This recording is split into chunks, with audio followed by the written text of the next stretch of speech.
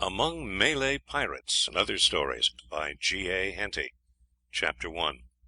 "I wish most heartily that something would happen," Harry Parkhurst, a midshipman of some 16 years of age, said to his chum, Dick Balderson, as they leaned on the rail of Her Majesty's gunboat Serpent, and looked gloomily at the turbid stream that rolled past the ship as she lay at anchor.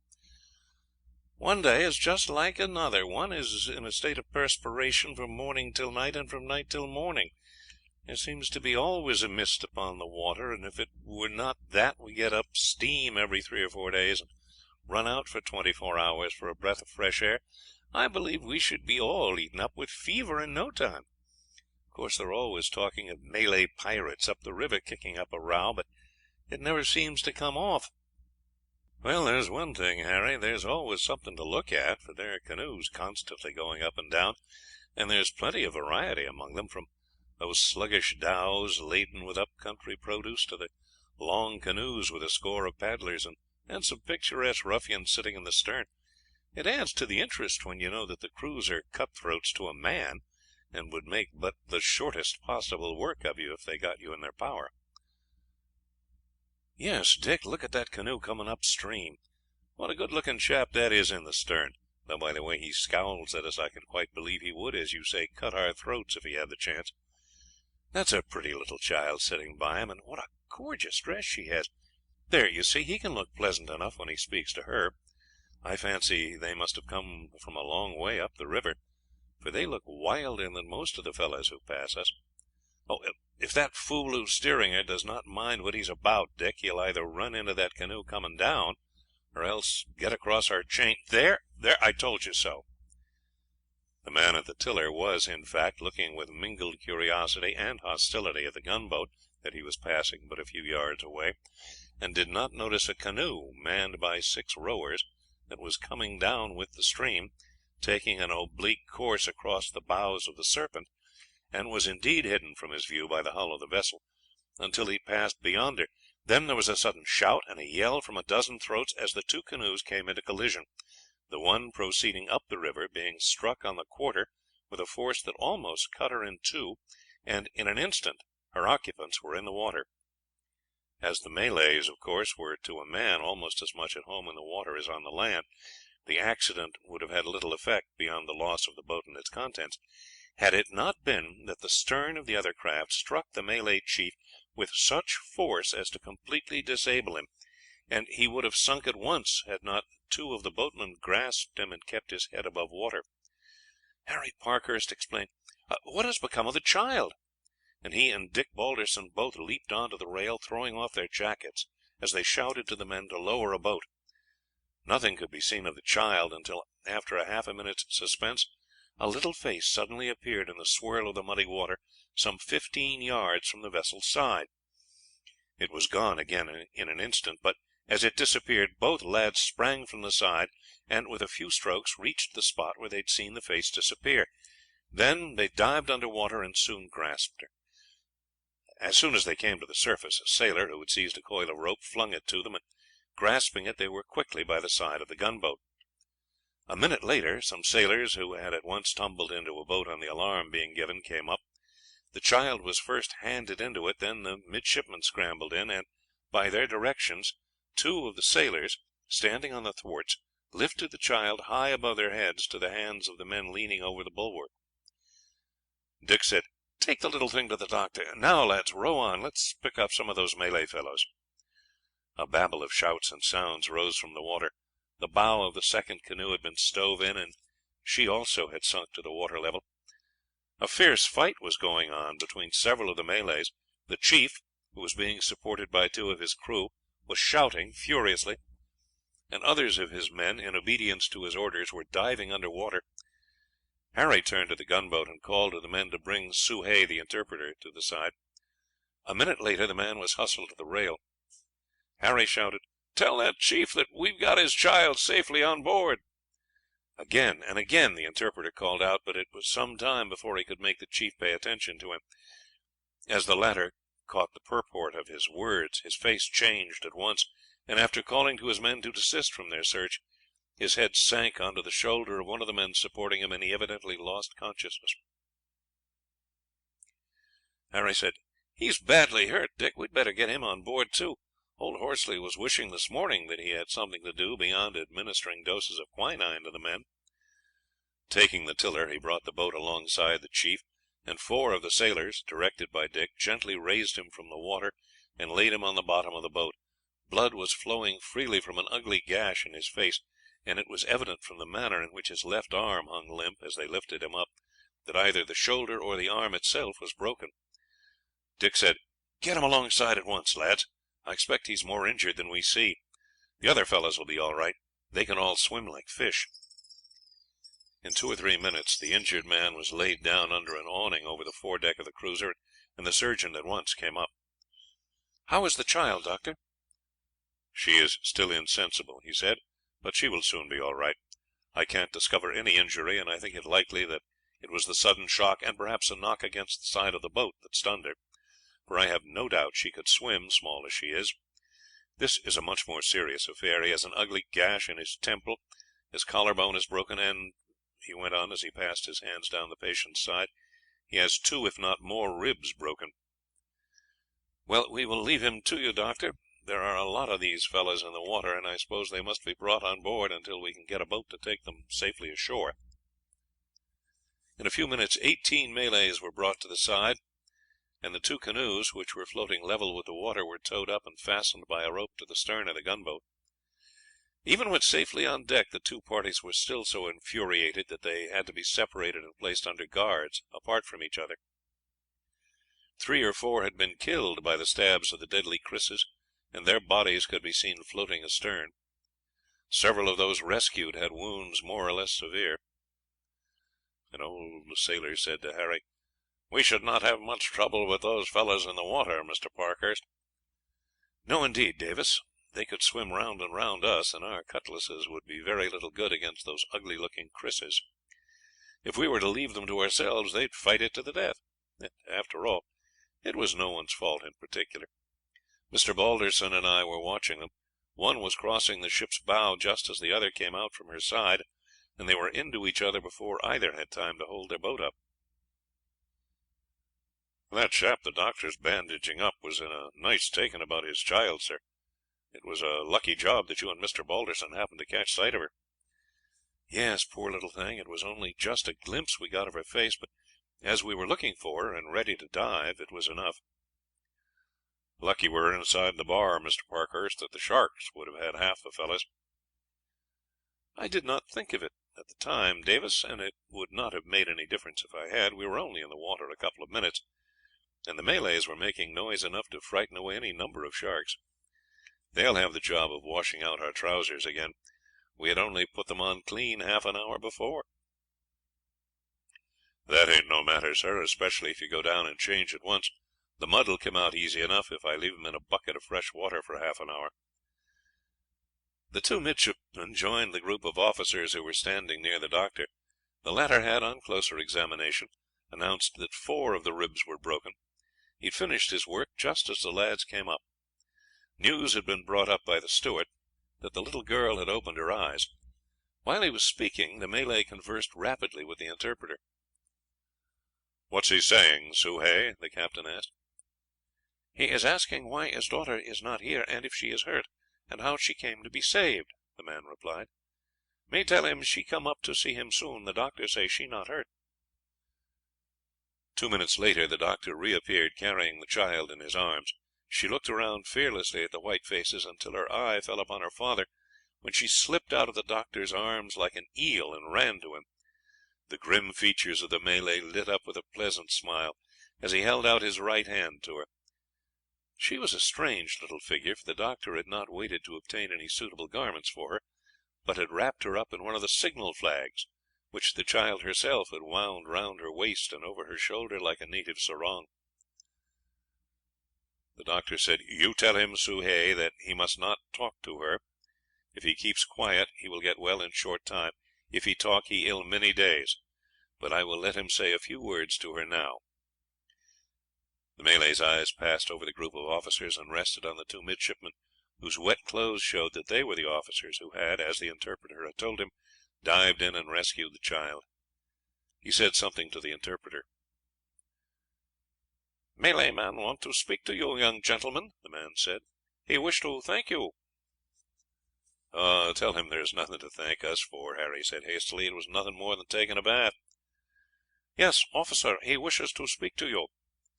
Somewhat reluctantly the two lads approached the side of the injured man. He took each of them by the hand, and as he did so said something which Soh Hay interpreted. "The chief says that you have given him back what he loved best in the world, and that his life is yours whenever it may be of use to you. He may be of service to you, gentlemen, should you ever go up the river. A Malay never forgives an injury or forgets a service." "Tell him we are very glad to have brought his little girl out of the water," Harry said, "and that if we ever go up the river we will pay him a visit." The chief was now laid in a cot, which was swung from the stanchions of the awning, while the little girl was carried away by the doctor, who laid her in a berth, gave her a cup of tea, which she drank obediently to his orders, but evidently regarded as being extremely nasty, and she was then told through the interpreter to go to sleep until her sarong had dried. A couple of hours later she was on deck again in her native garb and ornaments. The interpreter pointed out to her the two midshipmen who had rescued her, and she at once went up to them, and, slipping her hands into theirs, began to prattle freely. They were unable to understand what she said, but they took her round the ship, showing her the guns, and introduced her to Ponto, the captain's great Newfoundland, who submitted gravely to be patted by her, and to Jacko, the monkey, who was by no means disposed to be friendly, but chattered and showed his teeth, and to Julius Caesar, the negro cook, who grinned from ear to ear, and presented her with some cakes from a batch which he had just made for the captain's table. The rest of the Malays had already left the ship. Two native boats had been hailed, and in these the two parties of Malays had taken their places, and with their boats towed behind had been rowed away, the captain giving strict instructions that they were to be landed on opposite sides of the river. The little maid speedily became a general pet on board the Serpent, and was soon the proud possessor of several models of ships, two patchwork quilts, several carved tobacco boxes, and other specimens of sailors' handiwork. Small as she was, she had evidently a strong idea of her own importance, and received these presents and attentions with a pretty air of dignity, which at once earned for her the title of the Princess. On the second day after the accident the chief's boat came off from the shore, the damage having been speedily and neatly repaired. Little Bahi stood on the top of the accommodation ladder as they approached, and addressed them with great asperity, using much gesticulation with her arms. "What is she saying, Soh Hay?" Dick Balderson asked. "She is telling them that they are bad men to let the boat be run down, that she is very angry with them, and they will all be punished." The men looked very crestfallen under their little mistress's reproaches, and held up their hands in a deprecating manner, while the helmsman stood up, and, after salaaming deeply, entered upon a long explanation, which ended in his asking if he might come on board to see his chief. Permission was at once granted by the captain, upon the request being interpreted to him. When he mounted the steps, Bahi led him to the side of her father's cot. The doctor, however, interposed.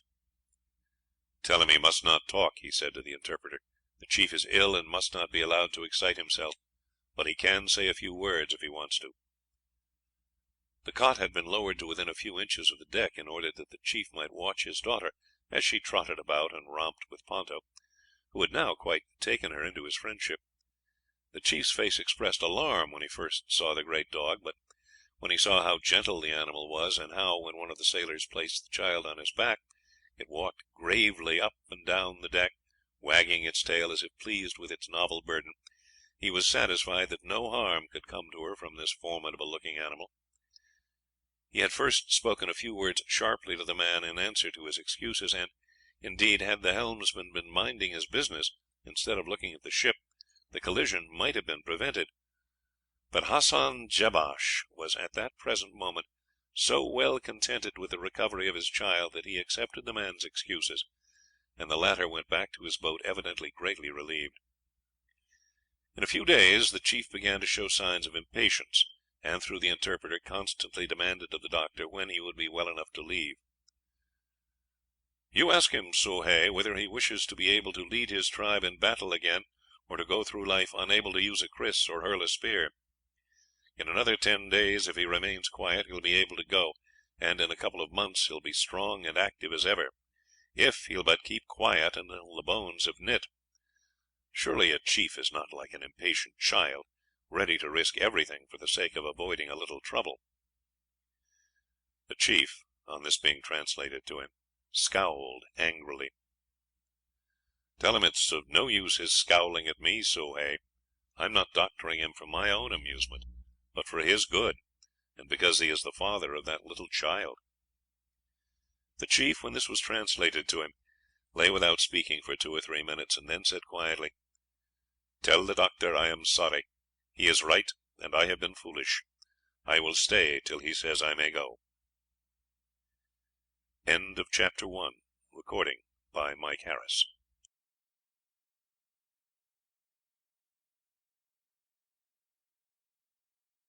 Among Malay Pirates and Other Stories, by G. A. Henty.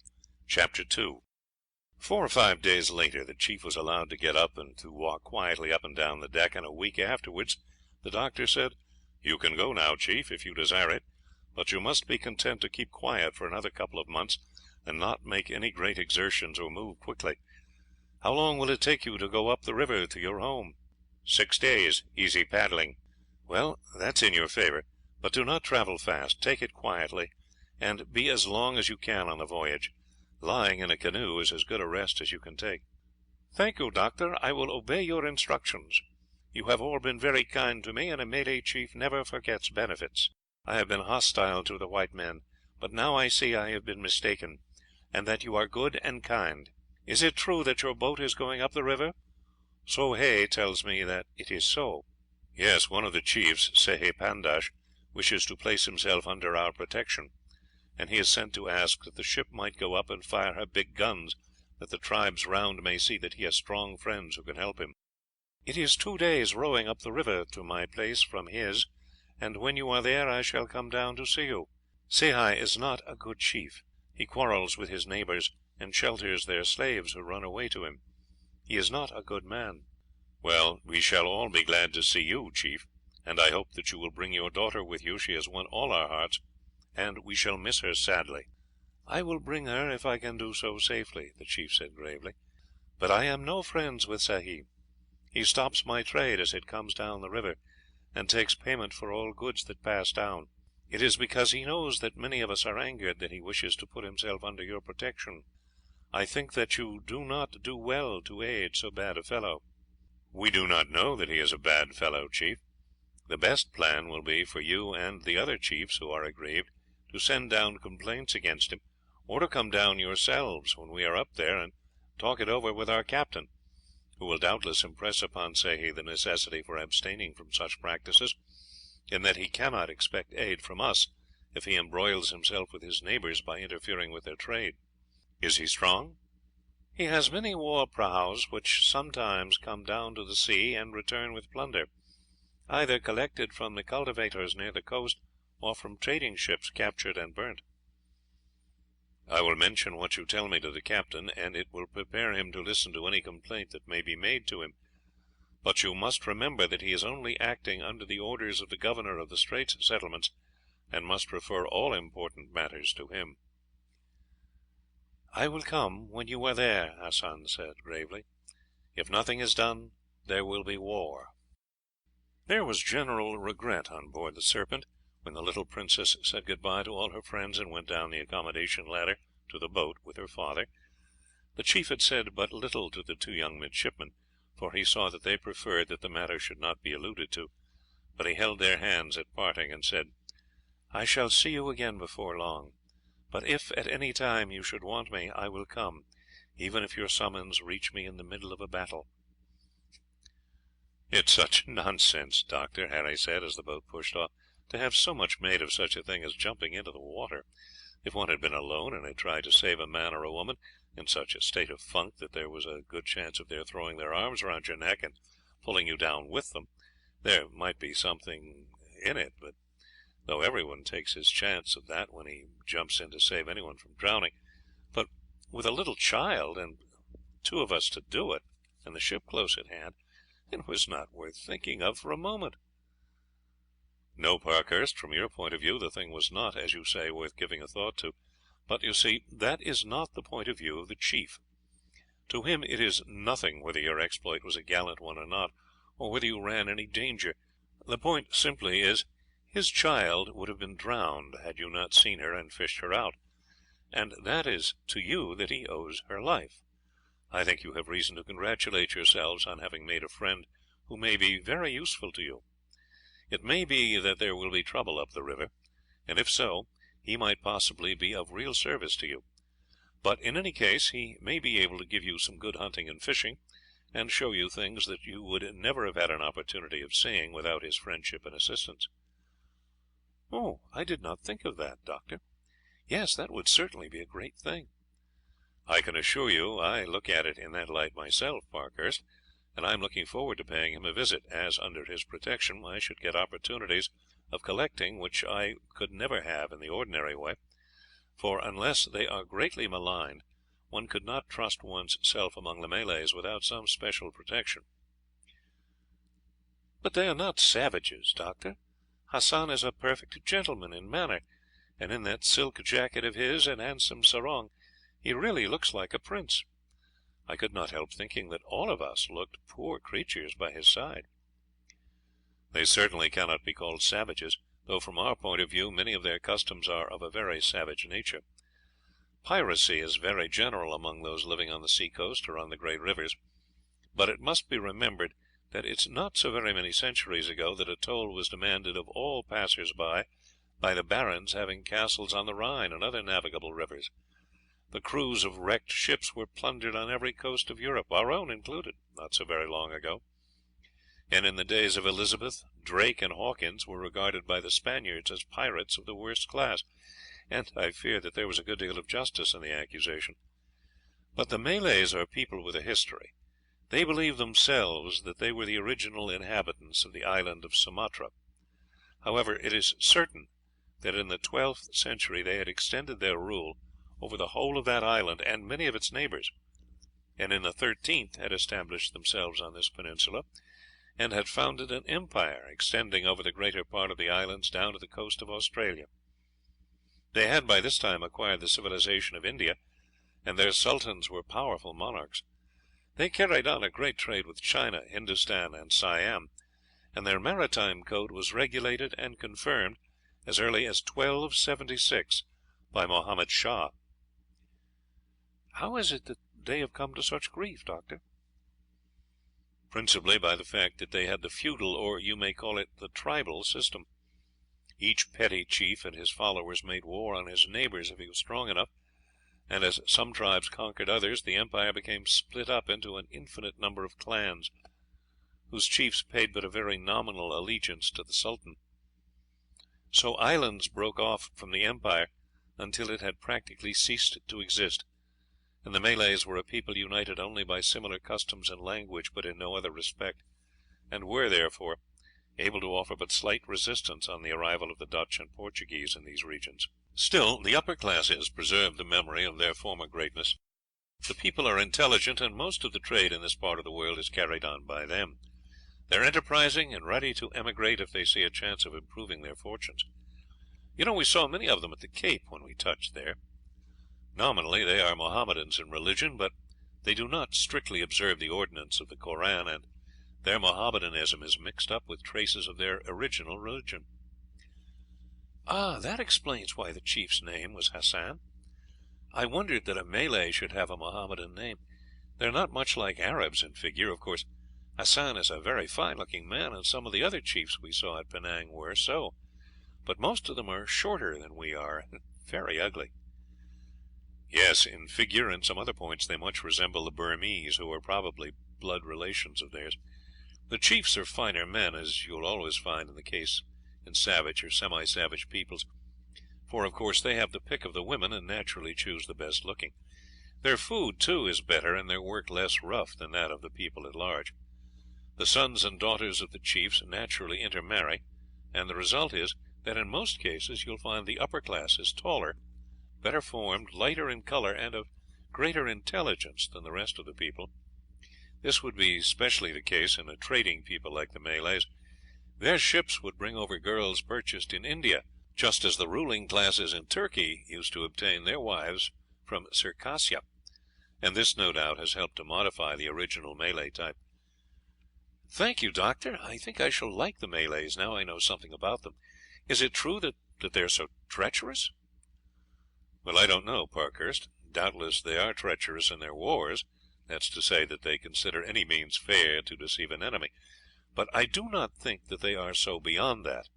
The Dutch have never had any very great difficulty with them, nor have we in the portion of the peninsula where we have established our rule. Of course I know little about them myself, as I have only been out here a few months, but I am told that as traders they can be trusted, and that the word of a Malay chief can be taken with absolute confidence. Of course, among the majority of the people of the peninsula we are regarded with jealousy and hostility.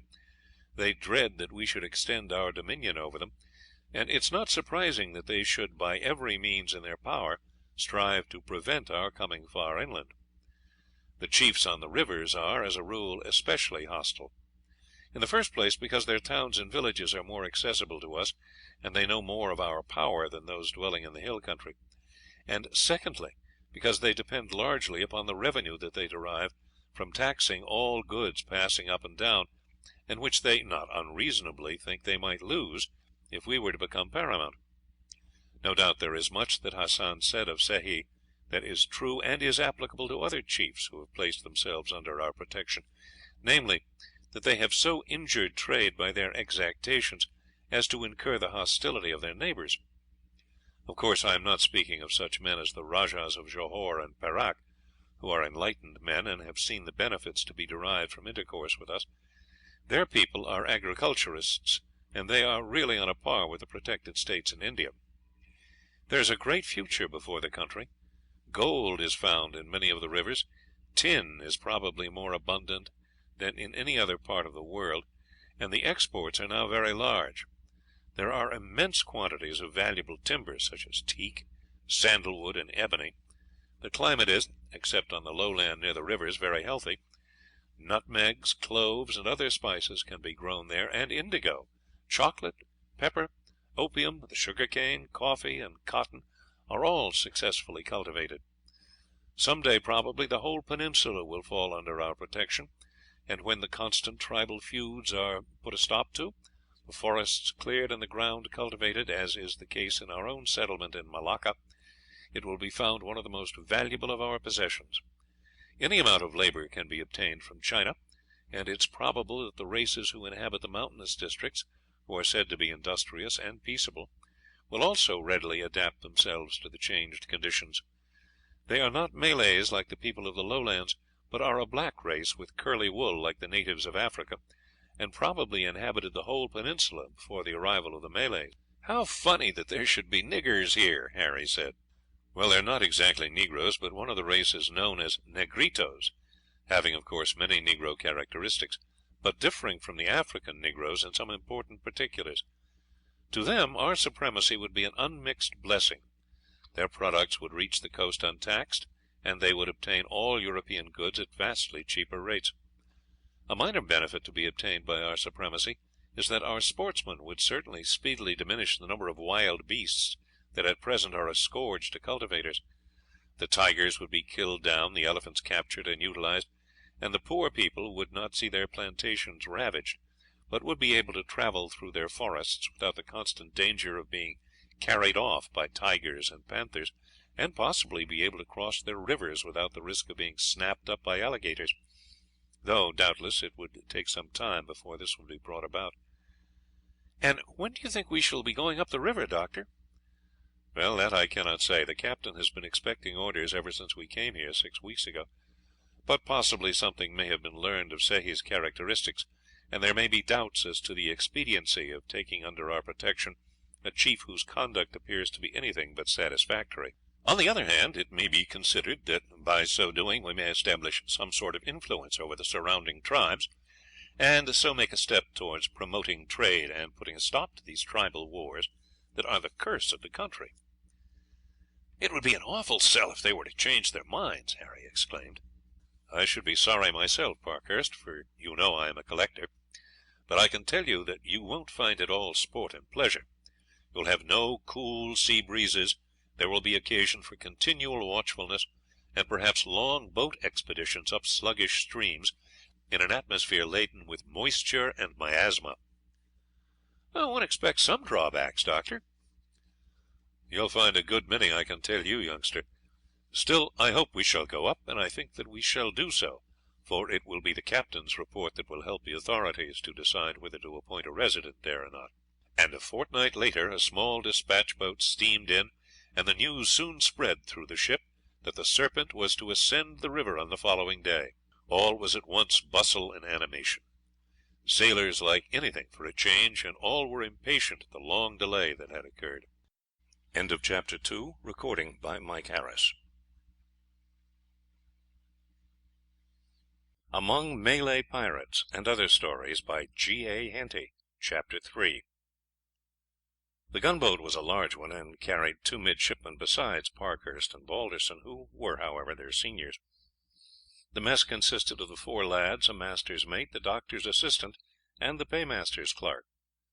In the gunroom were the 3 lieutenants, the doctor, the lieutenant of the marines, and the chief engineer. The crew consisted of 150 seamen and 40 marines, the Serpent having a somewhat strong complement. She had been sent out specifically for service in the rivers, being of lighter draught than usual, with unusually airy and spacious decks, and so was well fitted for the work. The conversation in the junior mess of the Serpent was very lively that evening. The vessel, since her arrival on the station, had made 2 runs between Singapore and Penang, but those on board had seen but little of the country, and were delighted at the thought of a possibility of active service, and the talk was all of boat expeditions, attacks from piratical prahus, of the merits of the bayonet and rifle opposed to the kris and spear, and of sporting expeditions, in which elephants, tigers, and other wild beasts were to fall victims of their prowess. "You'll find that you won't get much of that," the mate, who was president of the mess, said, after listening to their anticipations of sport. "I've been on the west coast of Africa, and know what it is poking about in muddy creeks in boats, tramping through the jungle, knee deep in mud, half the crew down with fever, and the rest worn out with work and heat. I can tell you it's not all fun, as you youngsters seem to think, but downright hard work." "Oh, well, any amount of work is better than standing here doing nothing," Dick said cheerfully, for the mate was known as a proverbial grumbler. He had been unfortunate, and is usually the case, his misfortunes were in some degree due to himself, for he was fond of liquor, and although when on board he took no more than his share, he was often somewhat unsteady in his speech when he returned from a run ashore, and although the matter was not grave enough for his captains to report altogether unfavourably of him, it was sufficiently so for them to shrink from recommending him for promotion, and in consequence he had seen scores of younger men raised over his head. He had been for some time unemployed before he had joined the Serpent, and had been appointed to her only because Captain Forrest, who was a friend of his family, had used his interest on his behalf. He had, however, when he joined, spoke frankly to him. Said Captain Forrest, "I have asked for you, Morrison, simply for the sake of your father, but I tell you frankly that unless my report is a thoroughly favourable one, you are not likely to be again employed. I was told that there was nothing special against you, but that in no case since you passed have you been warmly spoken of. It's been said that you know your duty well, but they had privately learned that you were fond of liquor, and although no charge of absolute drunkenness had been brought against you, it was considered that you would not make a desirable officer in a higher rank. Now your future depends upon yourself. If you have the resolution to give up the habit, you may yet retrieve yourself. If I find that you do so, I shall certainly take the opportunity of giving you a chance to distinguish yourself, and shall strongly urge your claim to promotion. If I am not able to do this, you must make up your mind to be permanently put upon the shelf." The admonition had not been in vain, and since joining the Serpent, Morrison had made a successful effort to break himself of the habit. He had very seldom gone ashore, and when he did so, never went alone, and always returned at an early hour, and without having taken more than he would have done in the ordinary way on board. He had not, however, given up his habit of grumbling, and his messmates were so accustomed to his taking a sombre view of everything that his prognostication as to the nature of their work up the river had but little effect upon them. "What do you think, Sandy?" Harry Parkhurst asked the Scotch assistant surgeon. "I know nothing about it except what I have read. They say that the country is healthy, but it stands to reason that this cannot be so while you have got rivers with swamps and jungles and such heat as this. However, we have a good supply of quinine on board, and with that and our allowance of spirits, I hope that we shan't, as Morrison says, have half the ship's company down with the fever. It's all in our favour that we have only just come out, for they say that newcomers can resist the effects of these tropical rivers much better than those whose constitution has been weakened by a residence in the country. As to the sport, I have no desire to kill any animal that does not meddle with me. My business is all the other way, and if any of you get mauled, I'll do my best to help the doctor to pull you through. But I'm very well on board of the ship, and have no desire to go tramping about among the swamps, whether it be to hunt animals or fight Malays." "You think that everyone should stick to his last, Sandy," Dick said with a laugh. "Well, I only wish there were more on board of your opinion, for that would give more chances to us who like to stretch our legs ashore for a change." "I can stretch my legs here if I want to," the Scotsman said quietly, "and am not anxious to do more. I suppose if there are expeditions against the Malays I shall have to go with them, but the fewer of them there are the better I shall be pleased." The talk was more serious aft, where the doctor and first lieutenant were dining with the captain. It ended by the latter saying, "Well, doctor, if what your friend Hassan said is true, we are likely enough to have our hands pretty full, and shall have to watch this fellow Sehi as sharply as we do his neighbours. He is not under our protection yet, and if he sends his prahus down the river to plunder on the coast, as Hassan says, he is not the sort of character likely to do us credit, and the position of a British resident with him would be the reverse of a pleasant one. However, we must hope that he is not as black as he is painted.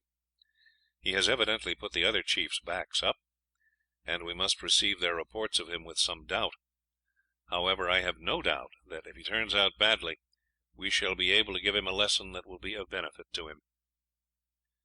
The first day's voyage up the river by no means came up to the anticipations of the midshipmen as to the country through which they were to pass. The width of the river varied from a quarter of a mile to 300 yards. The banks on each side were lined with mangroves, presenting a dreary and monotonous aspect. Progress was slow, the steam launch going ahead and sounding the depth of water, the captain having but little faith in the assertion of the native pilot that he was perfectly acquainted with every bank and shallow. Being now the dry season, the tops of many of these shoals were dry, and numbers of alligators were lying half in and half out of the water, basking in the sun. Several of the officers who possessed rifles amused themselves by shooting at these creatures, but it was very rarely that any attention was paid to their firing, the balls glancing off the scaly armour without the alligators appearing to be conscious of anything unusual. There was more amusement in watching how, when the swell of the steamer rushed through the shallow water and broke on the shoals, the reptiles turned and scrambled back into the river, evidently alarmed at this, to them, strange phenomenon. "I should not care about bathing here, Davis," Harry Parkhurst remarked to the old sailor. "You are right, sir.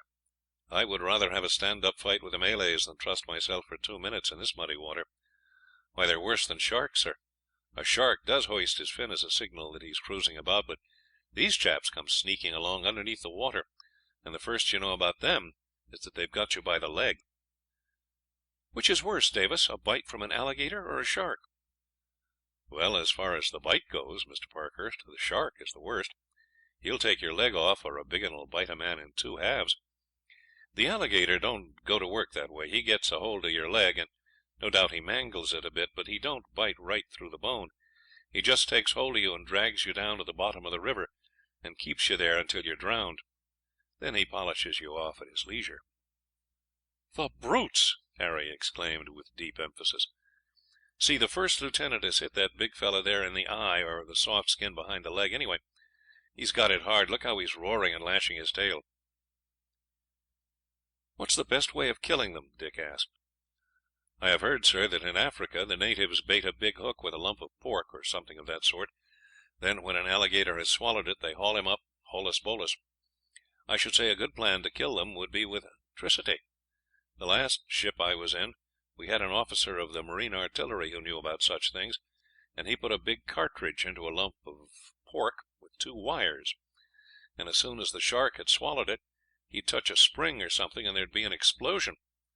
There was not as much fun in it as having a hook, but it was quicker, and he did not do it for sport, but because he hated the sharks. I heard say that he had had a young brother killed by one of them. He would sit there on the taffrail for hours on the lookout for them, with 3 or 4 loaded lumps of pork. Why, I've known him kill as many as a dozen in a day. I expect the best part of his pay must have gone in dynamite. He had a narrow escape one day. Somehow the thing went wrong, and in trying to set it right he fell over the taffrail. The shark had bolted the bait, but this was not enough for his appetite, and he went straight at the officer. He'd had a young ensign sitting beside him who had often watched his work, and knew how the thing went. I was standing near at the time, and he began twisting some screws and things as cool as a cucumber, though I could see his hand shook a bit. Well, he got it right just in time, for the shark was not half a length away from the captain, and was turning himself over for a bite, when the thing went off, and there was the end of the shark. The captain was a bit shaken up, but he made a grab at the rope and held on to it till we lowered a boat and picked him up. He had to be gotten up on deck in a chair, and it was 2 or 3 days before he was himself again. When he got round he set to work again more earnestly than ever, and I believe that if we had stopped in the West Indies long enough, there would not have been a shark left in those waters.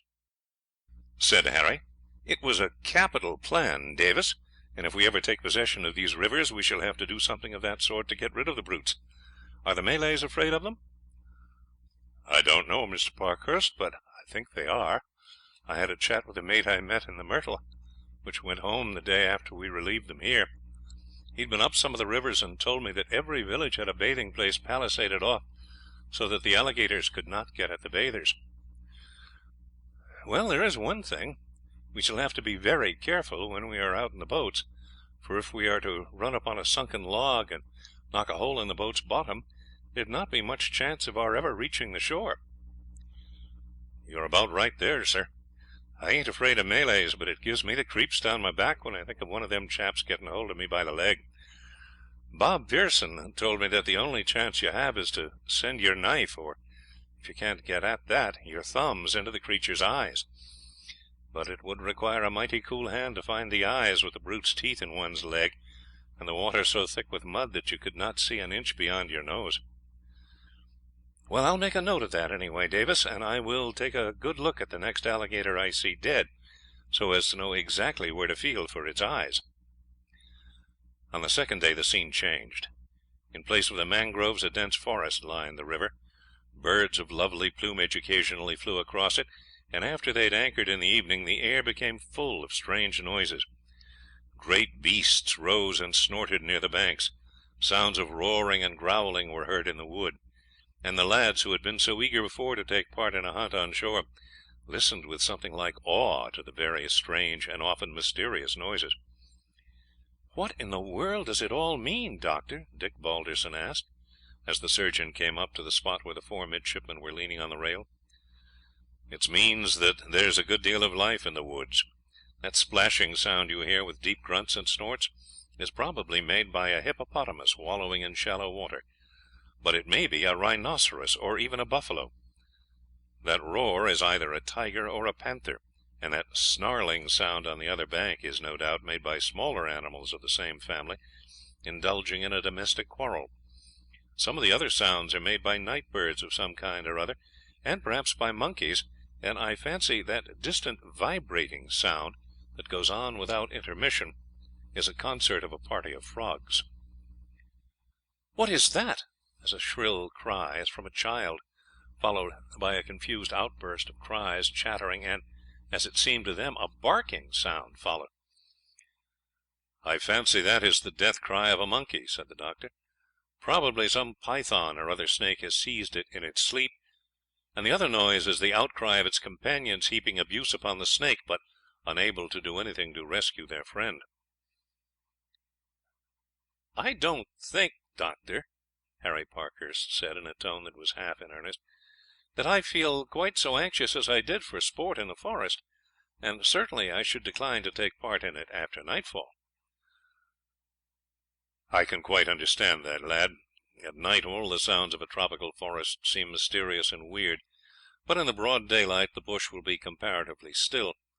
The nocturnal animals will slink away to their lairs, and there will seem nothing strange to you in the songs and calls of the birds. I should recommend you all to take a sound dose of quinine tonight. I have a 2½ gallon keg of the stuff mixed, and any officer or man can go and take a glass whenever he feels he wants it. It would be good for your nerves, as well as neutralize the effect of the damp rising from the river. I should advise you who are not on the watch to turn in early. It's of no use your exposing yourselves more than is necessary to the miasma." The next day progress was more rapid, for the captain found that the assurance of the pilot that there was amply sufficient water for the Serpent had been verified, and he therefore steamed forward at half speed without sending the launch on ahead to take soundings. Several villages were passed by the way, but though the inhabitants assembled on the banks and watched the steamers, no boats were put out, nor were any attempts made to barter their products with the strangers. "It does not look as if we were popular, Mr. Ferguson," the captain said to the first lieutenant. "It may be that they object to our presence altogether, or it may be because they believe that we are going to the assistance of this Rajah Sehi. It certainly does not look well for the future." "Not at all, sir," said Mr. Ferguson.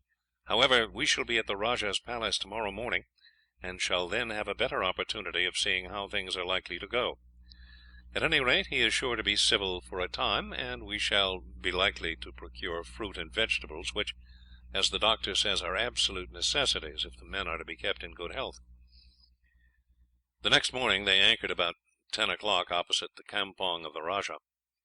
It was a good deal larger than any that they had passed on the way up, but the houses were mere huts, with the exception of a large wooden structure which they at once concluded was the residence of the Rajah.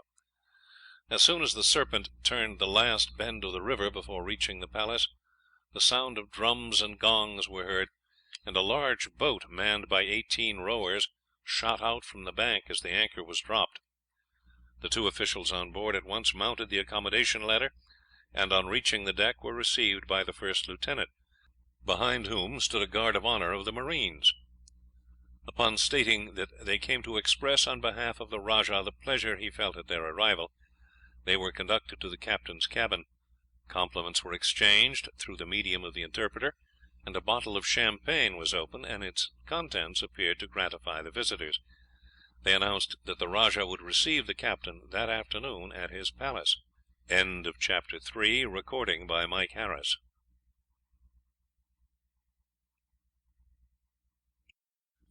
Among Malay Pirates and Other Stories by G.A. Henty.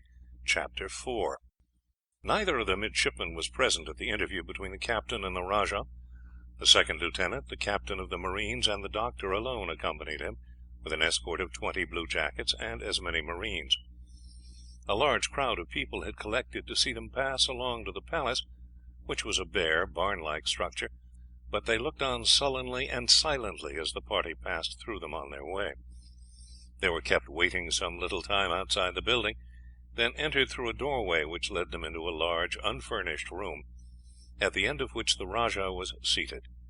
He rose when the officers entered, and received them with an appearance of great cordiality, his chiefs standing behind him. The conversation was wholly of a complimentary character. The subject of the business on which the British ship had come was not even touched upon. Refreshments, consisting of native sweets and palm wine, were then passed around, and the captain, seeing that all business talk was to be deferred, took his leave. The doctor, who was fond of the two midshipmen, was always ready to chat freely with them. "What do you think of our ally, Dr. Horsley?" Dick asked him, when, having changed his full uniform for a suit of undress, he came up on deck.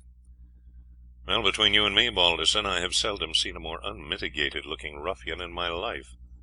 Even for a Malay he is ugly. Soh Hay tells me that in his young days he was a great fighter, and his face and shoulders are seamed with scars. I asked how he came to be Rajah, for he does not look at all the type of the better class of people. Soh told me that in the first place, he took to the jungle, owing to his having Christ in a quarrel, the son of the chief here. He was joined by other fugitives, set up as a pirate, and captured by surprise one of the chief's prahus. His force grew rapidly, and he made a night attack on the chief's campong, killed him and all the members of his family, and caused himself to be elected chief of the tribe, which was then a small one. Gradually he swallowed up one after another of his weaker neighbors, sometimes by force, sometimes by treachery. I believe he is now confronted by more powerful chiefs, and that it is only because he is possessed of some 6 or 8 piratical prahus that he has been able to maintain his position. No doubt he has become alarmed by a prospect of a combination against him, and has so invited us to support him. Such a step will, of course, greatly add to his unpopularity, but doubtless he thinks that, with our help, he could defy his enemies." "But he cannot suppose, Doctor," Harry said indignantly, "that we are going to fight for such a rascal as he is against the men he has been plundering." "Well, I don't expect he does think that we are going to fight for him, unless he can show us that it is to our interest to do so. I should imagine that he hopes that the effect of our appearance here will be to either induce his neighbors to come to some arrangement with him, or that he will endeavour to make peace with them by offering to throw us over, and to join with them against us." "Well, then I should say, Doctor, that the best thing would be to hang the ruffian up at once." "Well, yes, that might be a good plan, Parkhurst," the doctor said with a smile, "and might save us a good deal of trouble. But, you see, we have come up here at his invitation. We have just been eating his food and drinking his liquor, and it would scarcely place us in a favourable position in the eyes of the natives in general were we to commence our alliance with him by hanging him." Harry laughed. "No, I suppose not, Doctor. Still, what are we to do?" "Well, we must wait, lad. We are here to ascertain the precise situation, and it will be some time before that will be cleared up. Certainly for the present there will be nothing for us to do but to keep quiet and see how matters turn out, and to get through the time as best we may. We shall have the fine opportunities for shooting and botanizing, for whatever the chief's designs may be, it is certain that at present he will do all in his power to please us. The captain today, at my suggestion, said that in order to keep the men in good health it would be desirable that they should have every opportunity of going ashore, and that the officers should make expeditions in search of game into the interior. The chief promised at once to afford us every facility, and to provide us with guides and beaters. The next day permission was granted to several of the officers and to 20 sailors and a dozen marines to go on shore. Before starting, the whole ship's company were drawn up, and the captain addressed them upon the absolute necessity for good behaviour. The captain said, "The Malays are a fierce race, very proud and independent, and quick to resent the smallest insult. Each man carries a kris, and is ready to use it on the slightest provocation. Every man who goes ashore must remember that not only his own life, but those of many others, and the success of the mission on which we have come hither, may be forfeited by any careless act of aggression. Many of you have served on the coast of Africa, but you must remember that the Malays are not to be treated in the same free and easy manner that may go down with negroes. You must comport yourself with the same decency of behaviour that you would were you in the port of a friendly European power.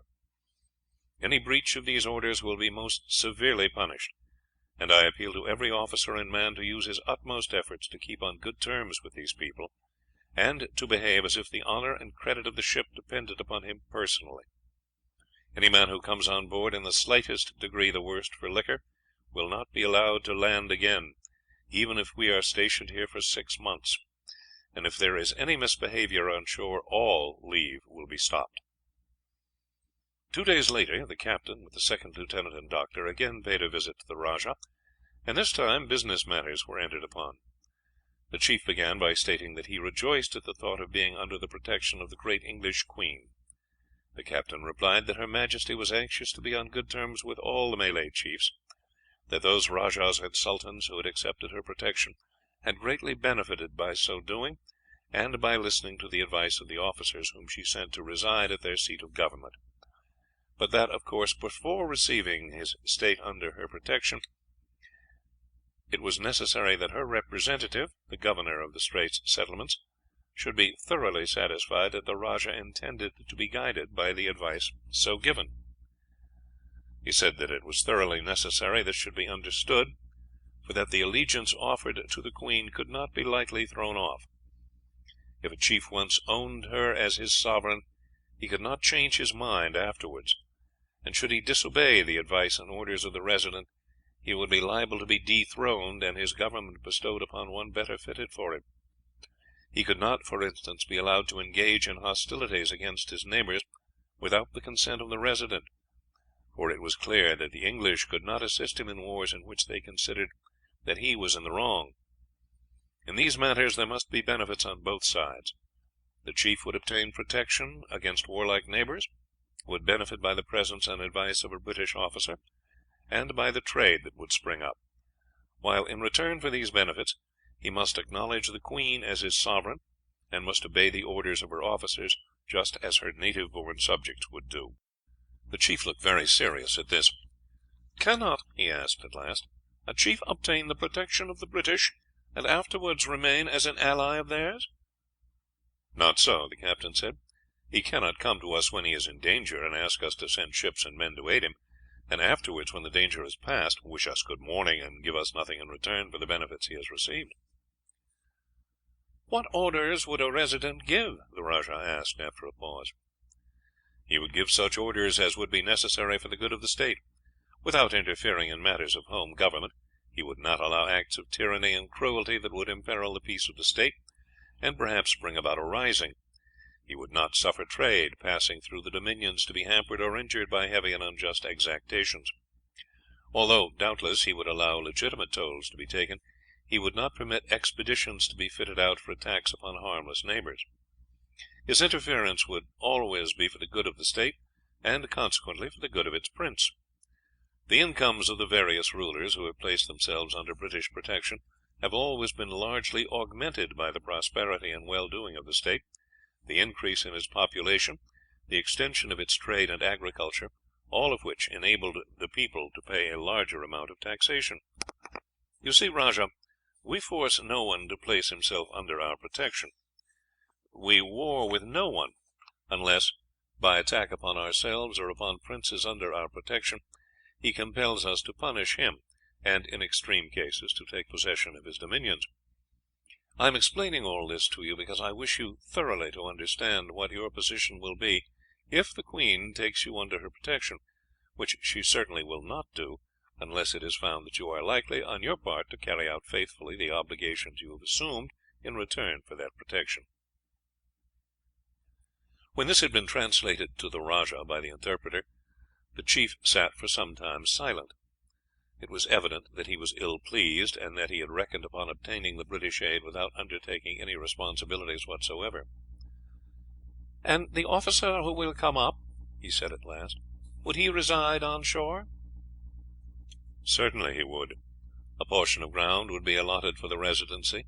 On this a fort would be erected, which would be manned by a small force for his protection, and he might either reside in the fort or in a residence erected for him close to it, and under shelter of its guns. The fort would, of course, be used for the protection of the town against enemies, as well as for the protection of the officer against any rising on the part of your people, in which case you, as well as himself, would find a refuge in it."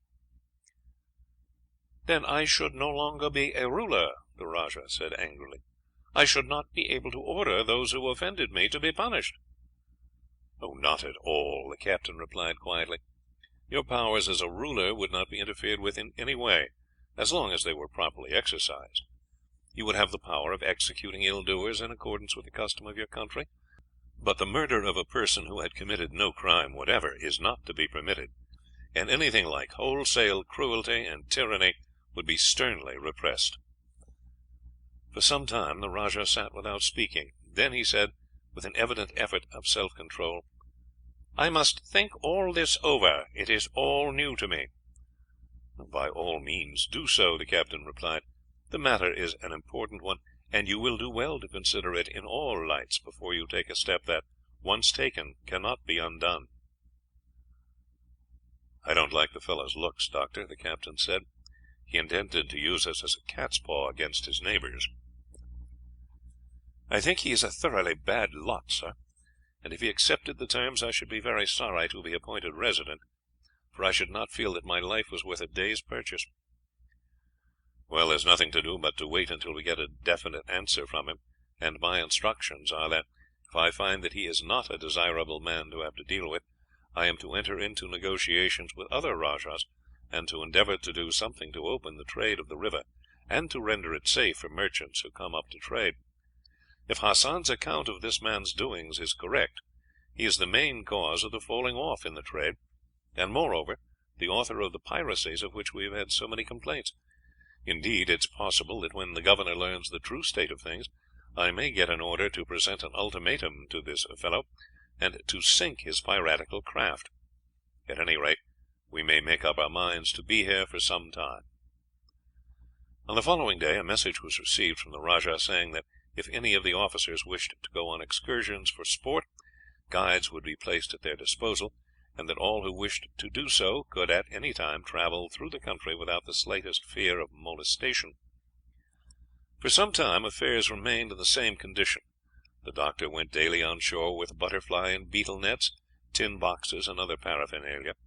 He was generally accompanied by a couple of bluejackets, and always took a native guide to prevent the risk of being lost in the jungle, and also because the man was able to take him to places where villages had stood, and it was in these clearings that insect life, especially among the lepidoptera, was most abundant. The Malay he first engaged was a young fellow who proved so intelligent and willing that he was permanently retained for the service as long as the Serpent remained on the station. The officers obtained no sport with big game, for although at night the forest was full of sounds, showing the number of wild animals that abounded, these never were met with during the daytime, and it would have been hopeless endeavouring to penetrate the thick jungle in search of them. There was, however, an abundance of birds, for the most part of brilliant plumage, and the doctor was delighted with the spoils they brought in, while the messes were kept well supplied with jungle fowl and other edible birds. The natives, learning from the guide of the doctor's passion for insects, brought in large numbers for sale, and he was able to purchase a great many specimens altogether new to science.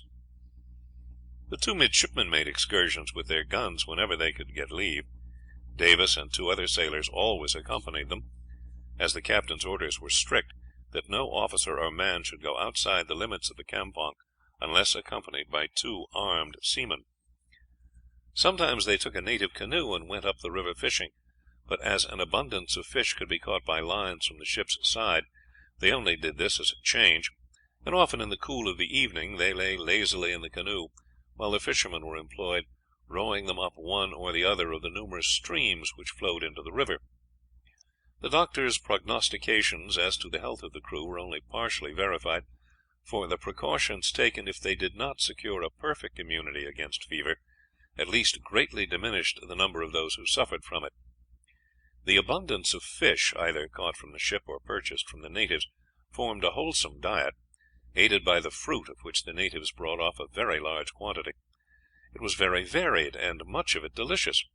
The mangosteens were specially appreciated, and those who could overcome their repugnance to the disgusting odour of the durians found them delicious eating.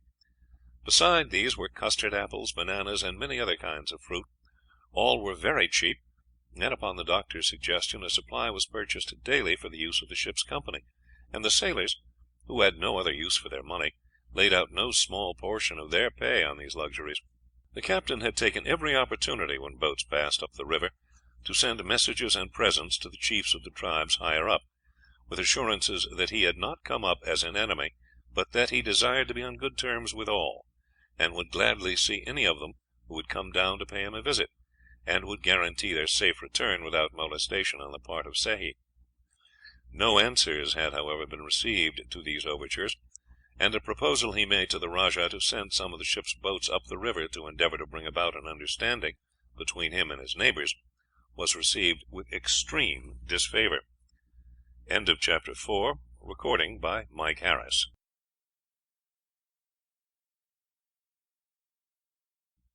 Among Malay Pirates and Other Stories by G. A. Henty. Chapter 5. So far nothing had been seen of the rajah's prahus. When questioned on the subject, he replied that they were all down on the coast trading with the natives, but it was so improbable that they should have been sent away while the rajah was in fear of an attack by his neighbours that no credence was given to the assertion. The ship's boats often went out for long rows on the river, ostensibly, as the captain told the rajah, who inquired suspiciously as to the meaning of these excursions, for the sake of giving the crews active exercise, but principally in order to take soundings of the river, and to investigate the size and positions of the creeks running into it. One day the gig and cutter had proceeded farther than usual. They had started at daybreak, and had turned off into what seemed a very small creek, that had hitherto been unexplored, as from the width of its mouth it was supposed to extend but a short distance into the forest. The master's mate was in command of one boat, the second lieutenant of the other. Harry Parkhurst accompanied the latter. After pushing through the screen of foliage that almost closed the entrance to the creek, the boats rowed on for some distance. For half a mile the width was but some 15 yards, and the trees met in an arch overhead. Then it widened considerably. "This is just the sort of place," the lieutenant said to Harry, "where the rajah's prahus may be hidden away. We had best go along as noiselessly as possible.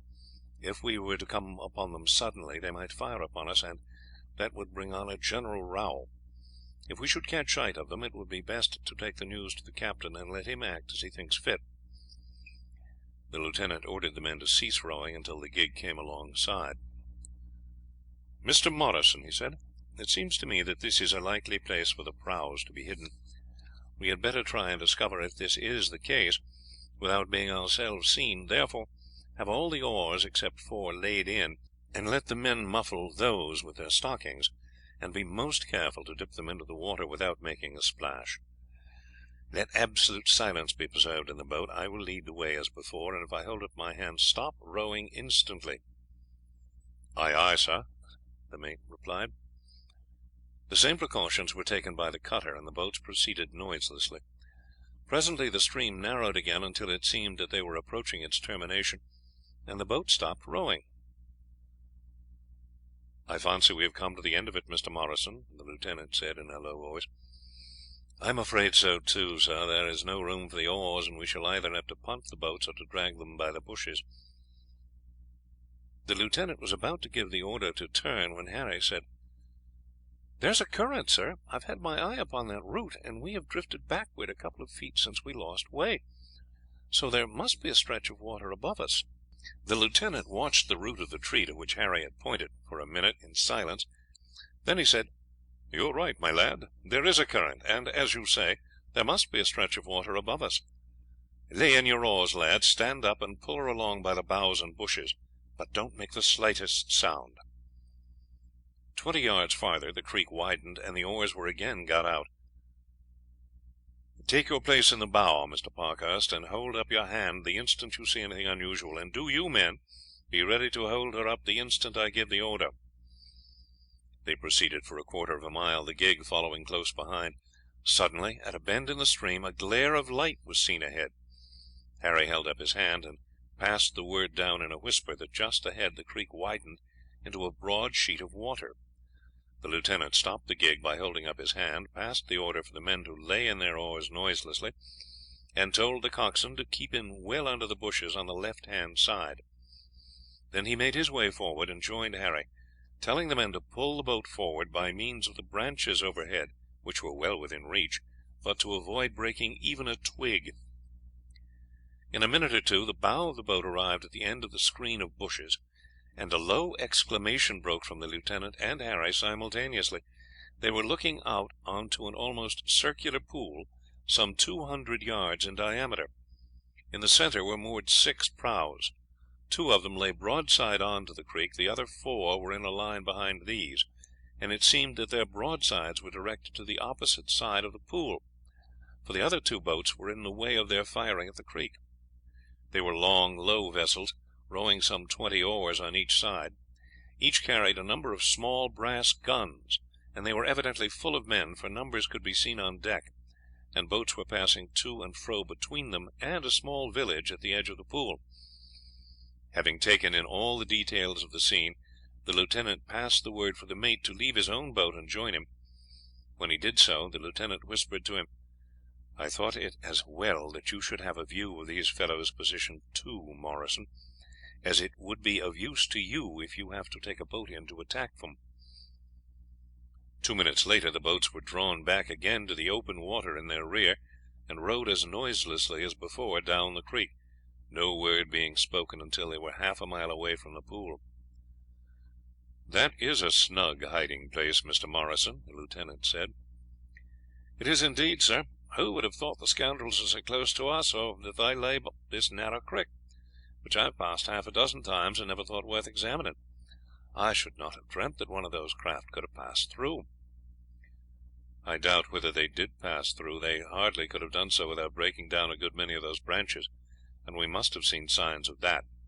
I think they must have got into that pool by some creek coming in on the opposite side. You see, 4 out of the 6 boats were anchored in line so as to bring their broadsides to bear on some point opposite to them, while the other 2 guarded them against any attack from this side. Naturally they thought it unlikely that any boat would come up here, so directed their main attention to the other opening. The next thing to find out will be where the other stream joins the river. Otherwise, as soon as we make our appearance, they will escape that way, and there's not the least doubt that they could row away from our fastest boats. However, it's a great thing that we have discovered their whereabouts without their having the least notion that we have done so, and I am sure the captain will be very pleased when he hears that we have found them. It will give him the whip hand over that lying rascal Sehi." Captain Forrest smiled grimly when the lieutenant made his report of the discovery that he had made. "Thank you, Mr. Hopkins. That is a very valuable discovery. Just at present matters have not come to a point when we can turn it to account. The next thing will be to find out where the other passage comes out. It will be a serious business to attack them in the boats alone. These prahus carry a tremendous lot of men, and the Malays will fight desperately. I do not say that we might not succeed, but we should lose a lot of men in the attempt. It would be hot work even with the ship, attacked by 6 of these fellows at once. If it was in the night we might fail to see any of them before they were upon us, and we should have hard work to beat back 400 or 500 of them if they all came swarming on deck together. However, we can wait, and the first time the rajah shows any signs of treachery we can pounce upon his fleet. He will not dream that we have discovered their hiding place, and will therefore let them hide there without movement. However, we must try to find the other end of the entrance to the creek. Please impress upon Mr. Morrison and young Parkhurst that it is of the highest importance. No word shall be spoken about it, and it might be advisable also to give notice to the men who were in the boats to keep their mouths shut. I have no reason to believe that the interpreter is not faithful to our interests, but it is just as well not to trust anyone. Moreover, it may be that some of these Malays who come on board with fruit may have been for a time at Singapore or Penang, and picked up a little English, and a chance word might let them know that we have discovered the prahus." "I wonder why our friend Hassan has not turned up," Dick Balderson said to his chum one day, after they had been lying for a month opposite the town. "I expect something has occurred to keep him," Harry said. "I am quite convinced that he would have come if he could.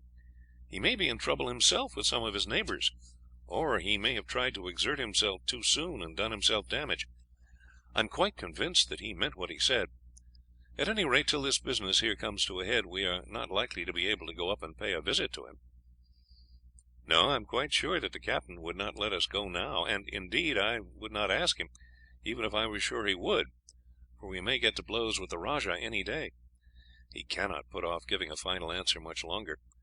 I wonder the captain stood his shilly-shallying as long as he has." It was but 2 evenings after this that, as the 2 midshipmen were leaning against the bulwarks watching the reflection of the stars in the sluggish stream, a native sampan stole silently out from the shadow of the shore and dropped down alongside the Serpent. So noiseless was the movement that the 2 men on the lookout in the bow did not notice it, and the midshipmen thought it was a shadow of some dark object floating downstream, when it came alongside and a man stood up. "Hello," Harry said, "you must not come alongside like this. What do you want?" "Dick, Harry, Doctor, come from Hassan." "Oh, that's it.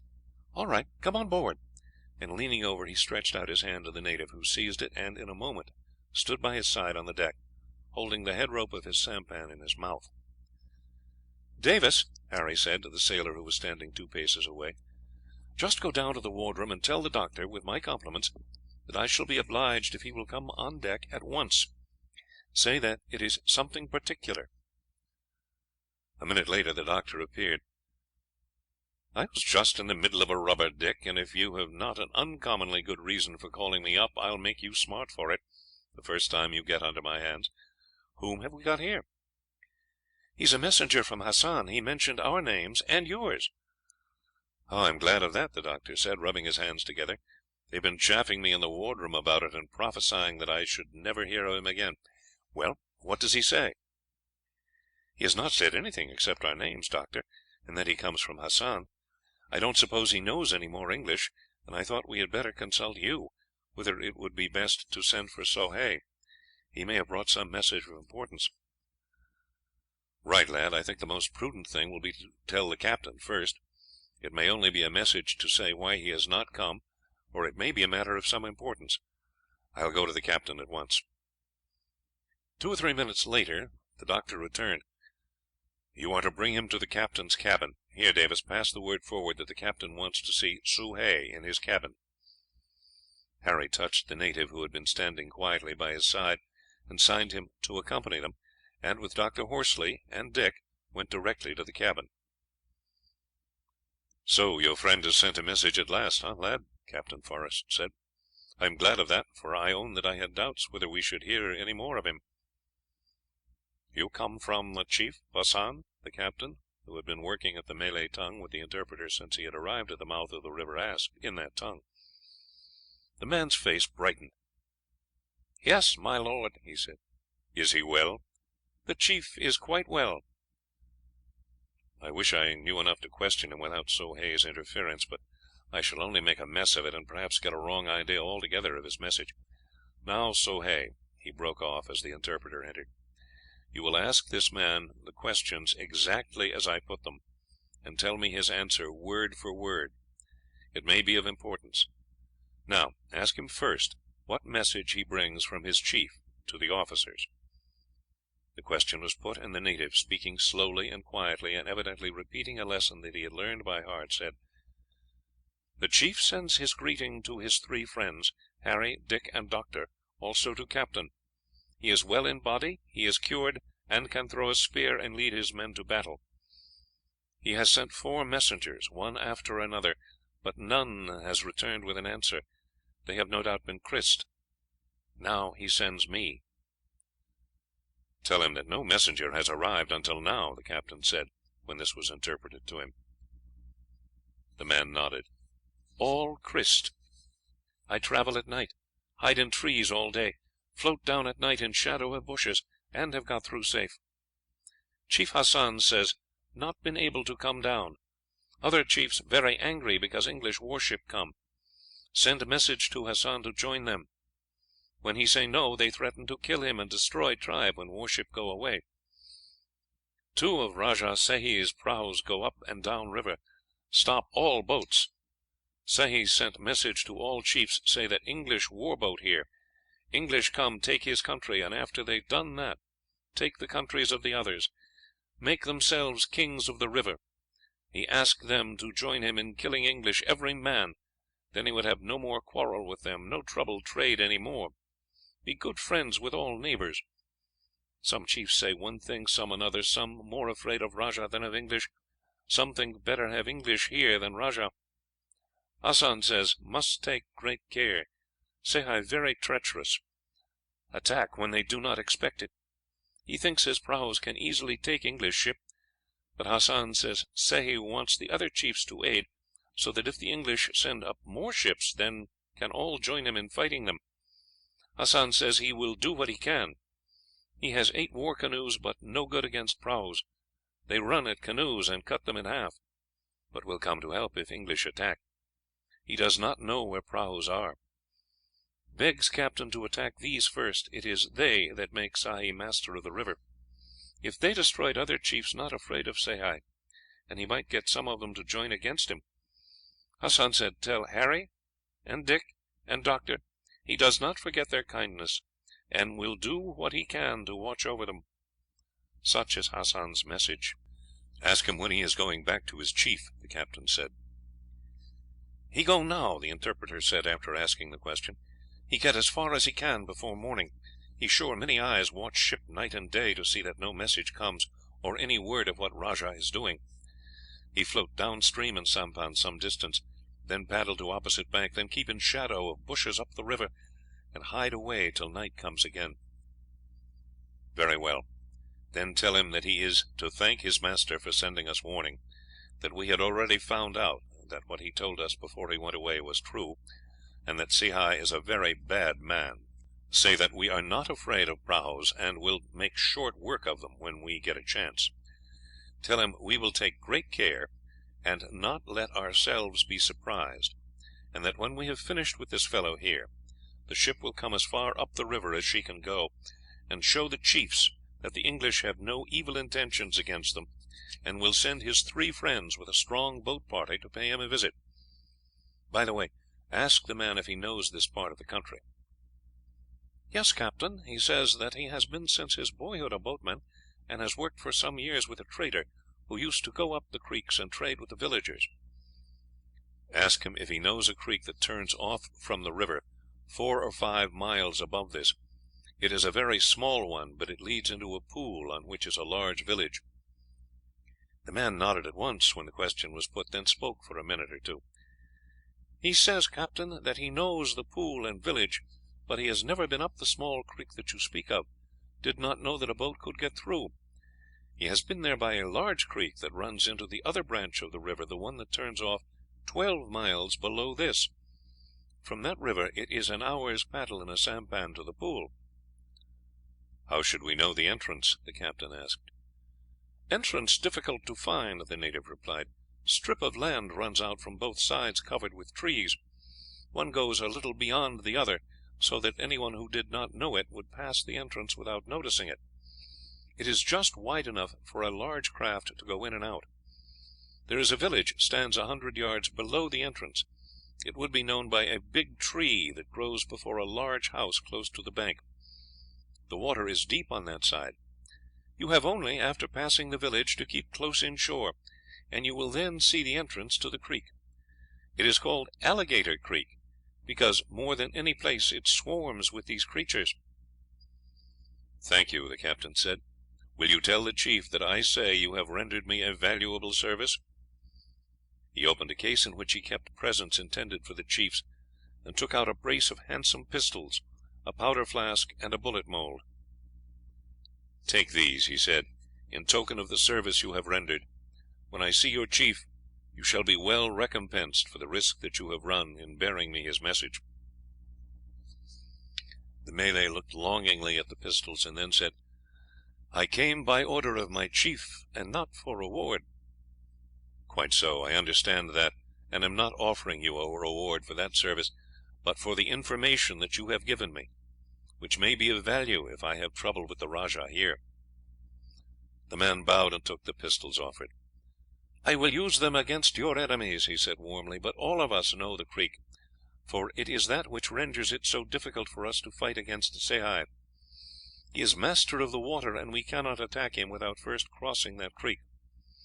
We should have to carry canoes with us to do it, for the creek is too full of alligators for anyone to swim across, and our small canoes would have no chance of passing the creek when his war boats were there." The captain nodded when this was translated to him. Sehi's place, in fact, stands upon an island formed by the 2 branches of the river and this creek. As soon as he became master of the river he could hardly be assailed, while at any time he could sally out and fall upon his enemies. Ask the man if he will take any refreshment before he goes." The man declined. He had, he said, sufficient fruit and dried fish for his journey back. A few minutes later he took his place in the little canoe and drifted away into the darkness, and was soon lost to sight. End of Chapter 5. Recording by Mike Harris.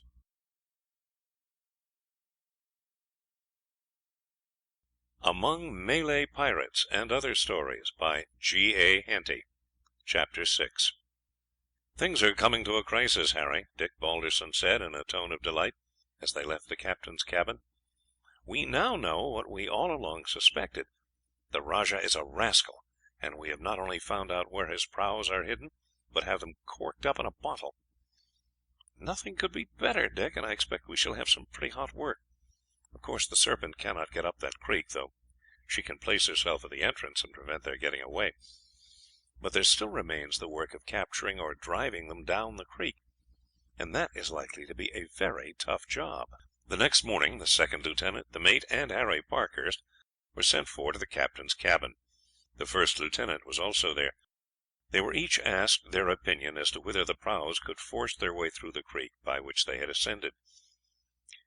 "It is a most important point," the captain said, "and indeed everything might depend upon it."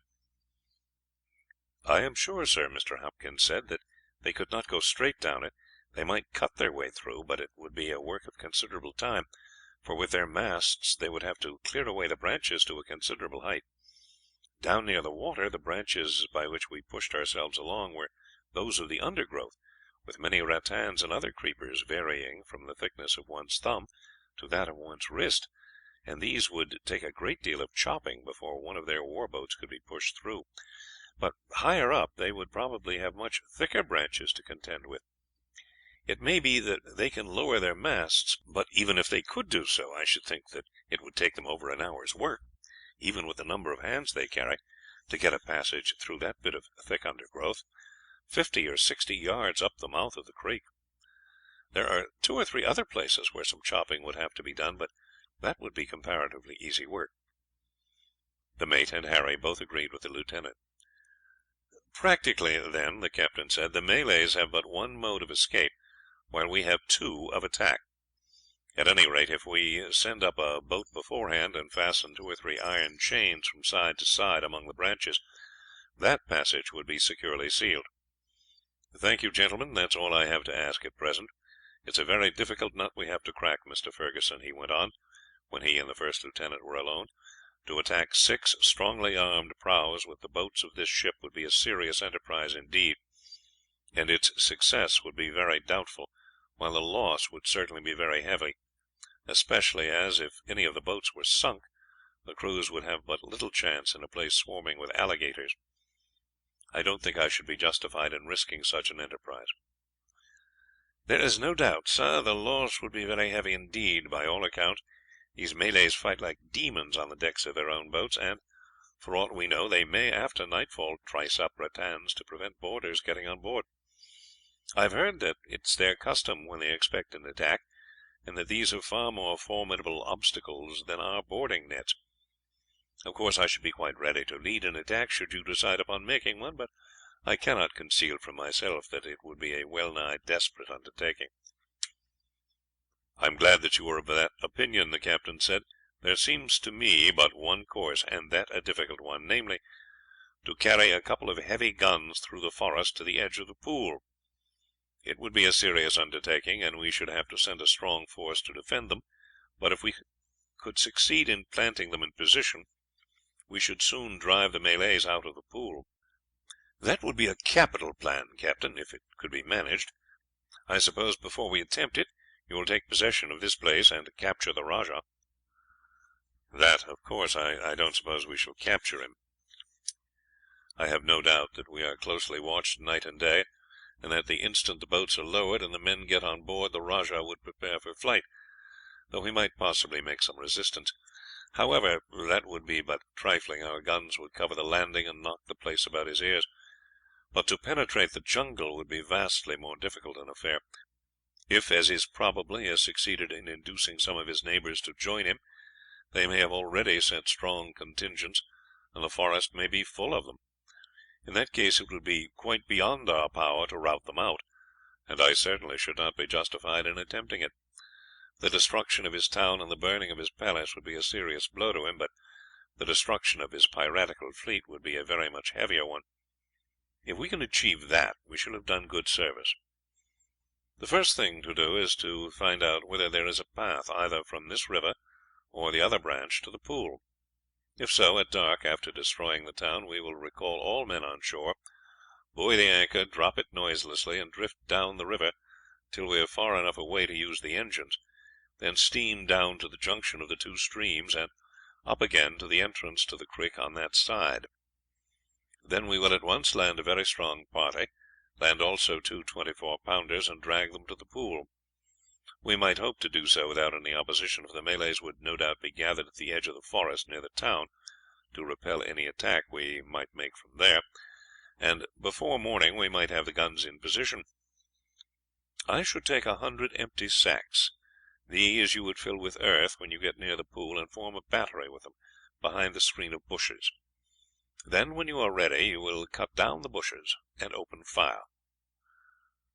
"I don't see why that should not succeed, sir. Of course, the most difficult part of the operation is dragging the guns.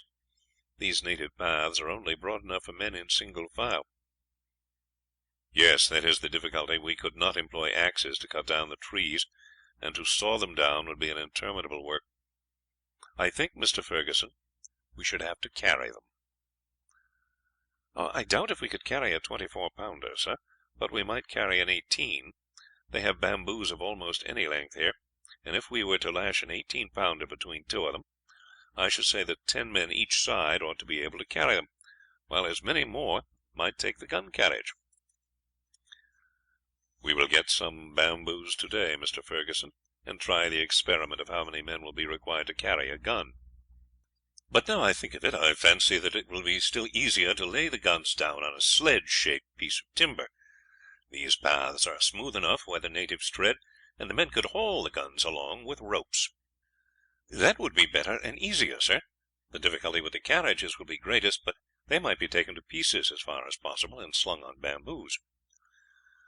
"I think that we shall be able to manage all that," the captain said cheerfully. "The first thing is to find the path. There is almost sure to be one from the village the Malay spoke of, as close to the mouth of the creek and the pool, and if we send the boats up as soon as we arrive at the creek, to row with muffled oars until they get near the pool, and then land and find the path, it would diminish very much the distance they would have to go, and the work to be done." "It would be a great thing to find that out beforehand, sir. If you like, I will drop down the river this afternoon in the gig. That will attract no attention, for it will be thought that we are merely going fishing or shooting. As soon as it is dark we will muffle the oars and row up the other branch, find the mouth of the creek and row up it, first find out how far it is to the pool, then drop down a quarter of a mile and land, strike into the jungle and look for the path. I should, of course, choose a point where the creek bends that way, for as the path no doubt goes straight from the village to the pool, it would be nearer the creek at a bend than it would be at any other point. If it's a sharp bend, it might go quite close to it." "That would be a very good plan, Mr. Ferguson, and as you have proposed it, you shall take command of the boat. Otherwise I should have to send either the third lieutenant or Morrison. I need not say that it will be necessary to use the greatest caution, and to avoid all risks as much as possible, though I fancy that my gig would run away from any of the ordinary native craft. But, of course, the great point is to avoid being noticed, for were one of our boats seen up the other river near the creek, the alarm would be given, and the prahus might at once shift their position and make up the river, where we should have little chance of finding them again." "I quite understand that, sir, and will be as careful as possible. I will take one of the midshipmen with me, either Mr. Parkhurst or Mr. Balderson. If the worst came to the worst, and one of the men were hit, he could man his oar, or, if I were myself badly wounded, could take the command. I think it's Balderson's turn for boat duty." "Either of them will do," the captain said. "They are both strong, active lads, and as steady as you can expect lads to be." Accordingly, at 4 in the afternoon, the captain's gig was lowered. As the rule was that all men on boat duty should go armed, no surprise had been excited when the order was given for the men to take their muskets and cutlasses, though when an extra supply of ammunition and a brace of pistols were served out to each, they thought that something unusual was in the wind, and there was a grin on the men's faces when a hamper of provisions was placed in the bow of the boat. Dick was in a state of high but suppressed delight when informed by the first lieutenant that he was to accompany him on a boat expedition, and that he had better take his cloak with him, as they might be out all night. "You can take your pistols with you, Mr. Balderson. It's not likely that they will be wanted, but it's as well to carry them." Dick borrowed a cutlass from the armourer and ground it down to a razor edge, for his dirk was an altogether useless weapon if it came to fighting. He was the more convinced that something more than usual was intended when he saw the assistant surgeon place a parcel in the stern sheets. "Bandages, I expect," he said. "Where do you think we can be going, Harry?" "Well, perhaps we are going up the creek again, Dick. Who's going in command?" "I've not heard. Morrison says he's not been told off, so I suppose it's Hopkins. In fact, if you're going up the creek, it's sure to be him, as one of us who went up there before would certainly be in command. It's rum that taking the captain's gig. He's very particular about it, and it's very seldom indeed that even the first luff uses it." "I suppose they think it possible that you may be chased. There is no doubt she is far away the fastest boat on board. She's not a dockyard boat, but, as you know, is one the captain had specially built for himself, and for racing, if we were at any station where there were other warships." When 4 o'clock came, and the first lieutenant, with his cloak over his arm, came out and took his place in the boat, there was a general look of surprise among the sailors leaning on the rail to see her put off, for it was a very unusual thing for the first officer to take the command when only a single boat's crew was going out on any expedition. "Row easy, men," Mr. Ferguson said, as he sat down on one side of the coxswain, while Dick took his place on the other. "Drop quietly down the river. There's my fishing rod by your side, Mr. Balderson. You may as well begin to put it together at once, so that the natives on shore may see that we are going on a fishing expedition." They rowed some 10 miles down at a leisurely pace, and then the boat's grapnel was dropped at a bend of the stream, where the water was unusually deep, and several baskets of fish had been taken at various times. A spare rod was brought out from under the seat, and Mr. Ferguson and Dick began to fish, one on each side of the boat, while the men lay on their oars, and a look of satisfaction came over their faces as the lieutenant told them that they could smoke. Hitherto Dick had been in ignorance as to the object of the expedition. He had been much surprised when the order had been given for the boat to row down the river, and it was therefore evident that it was not the intention of the first officer to again explore the creek. Several fish were caught, but as soon as it became dark the lieutenant said, "You can throw them overboard again, Mr. Balderson. We don't want any extra weight in the boat, and those fish must weigh 30 pounds at least. Now, what do you suppose we are going to do?" "I have no idea, sir. I thought that we might be going up the creek that Lieutenant Hopkins explored the other day, to have another look at the prahus, but as we came down the river instead of going up, of course it's not that." "No, we are going to explore the creek, but from the other end." "Oh, that will be first rate, sir, but I am afraid that we shan't find water enough for the Serpent." "No, I fear that there is little chance of that. Still, we may obtain information that will be valuable." The night was a dark one, and an hour after sunset the grapnel was got up. The boat continued its way down the river, the oars being now muffled, and the strictest silence ordered. "Keep your eyes open, Mr. Balderson," the lieutenant said. "I think that it must be another 3 miles to the point where the river forks. The other branch comes in on the right, so we will keep on the left bank. I don't think there's much fear of our missing the junction of the stream, but if we do, we will row on to a mile below the point where we think it is, then cross and keep up on the other side. In that way we cannot miss it." For the next half hour no word was spoken in the boat. Dick kept his eyes fixed on the opposite bank. Suddenly he touched the lieutenant. "There, sir, that must be it. The line of the trees has suddenly stopped, and I think I can make out a lower line behind it." "Yes, no doubt that is the junction. We'll go 200 yards farther down before we cross. It's unlikely in the extreme that anyone is watching us. Still, I don't want to run the slightest risk." In another 5 minutes they crossed the river, whose increased width showed them that they had assuredly passed the junction of the stream. Then they turned and followed the right hand bank. "Stretch out a bit now, lads. You have 15 miles straight rowing before you, and the sooner you get to the other end the better. We may have a long night's work before us, and I want to be able to get to the place where we fished before morning." The men bent to their oars, and the boat sped swiftly along. The current was very slight, and after 2 hours' rowing the lieutenant judged that they must be but a short distance from the village Hassan's messenger spoke of. Accordingly he told the coxswain to steer across to the other bank, and warned the men that the slightest splash of their oars might attract attention, and that they were to row easier for the present. In a quarter of an hour the wall of forest ceased, and 100 yards farther they saw houses. 2 or 3 dim lights were visible, and the sound of voices could be heard. The boat's head was now turned out somewhat farther into the stream, so as to be out of sight of anyone who might by chance come down late to draw water. After rowing 100 yards they could dimly make out the outline of a white house. There was a break just in the centre, and the outline of a tree could be seen above the roof. Dick leant forward and again touched the lieutenant. "That must be the house, sir," he whispered.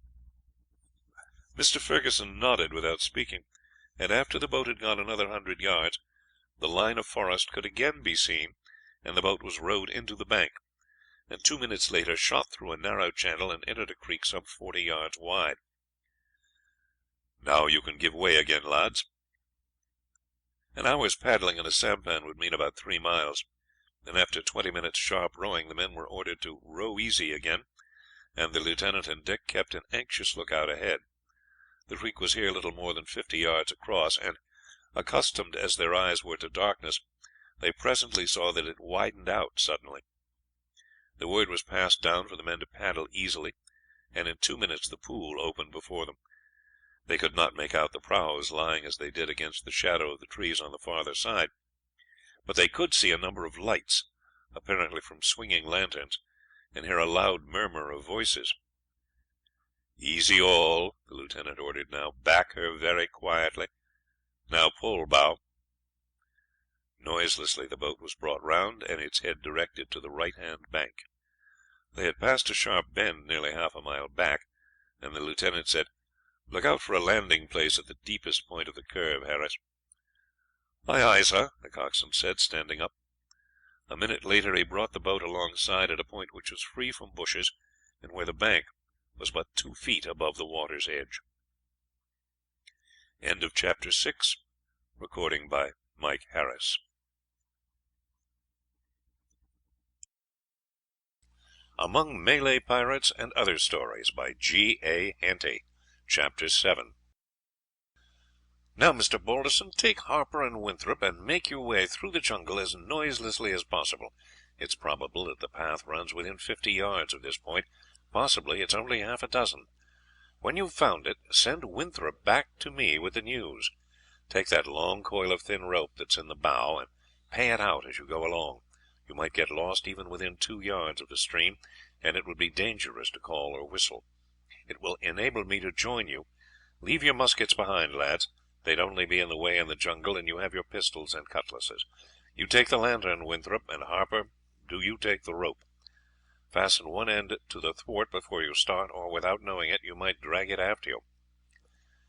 Dick led the way, the others following close behind, but as soon as they were among the trees he was obliged to take the lantern, for the darkness was so intense that he could not see an inch before him, and would have been torn to pieces by the thorny creepers had he tried to penetrate without a light.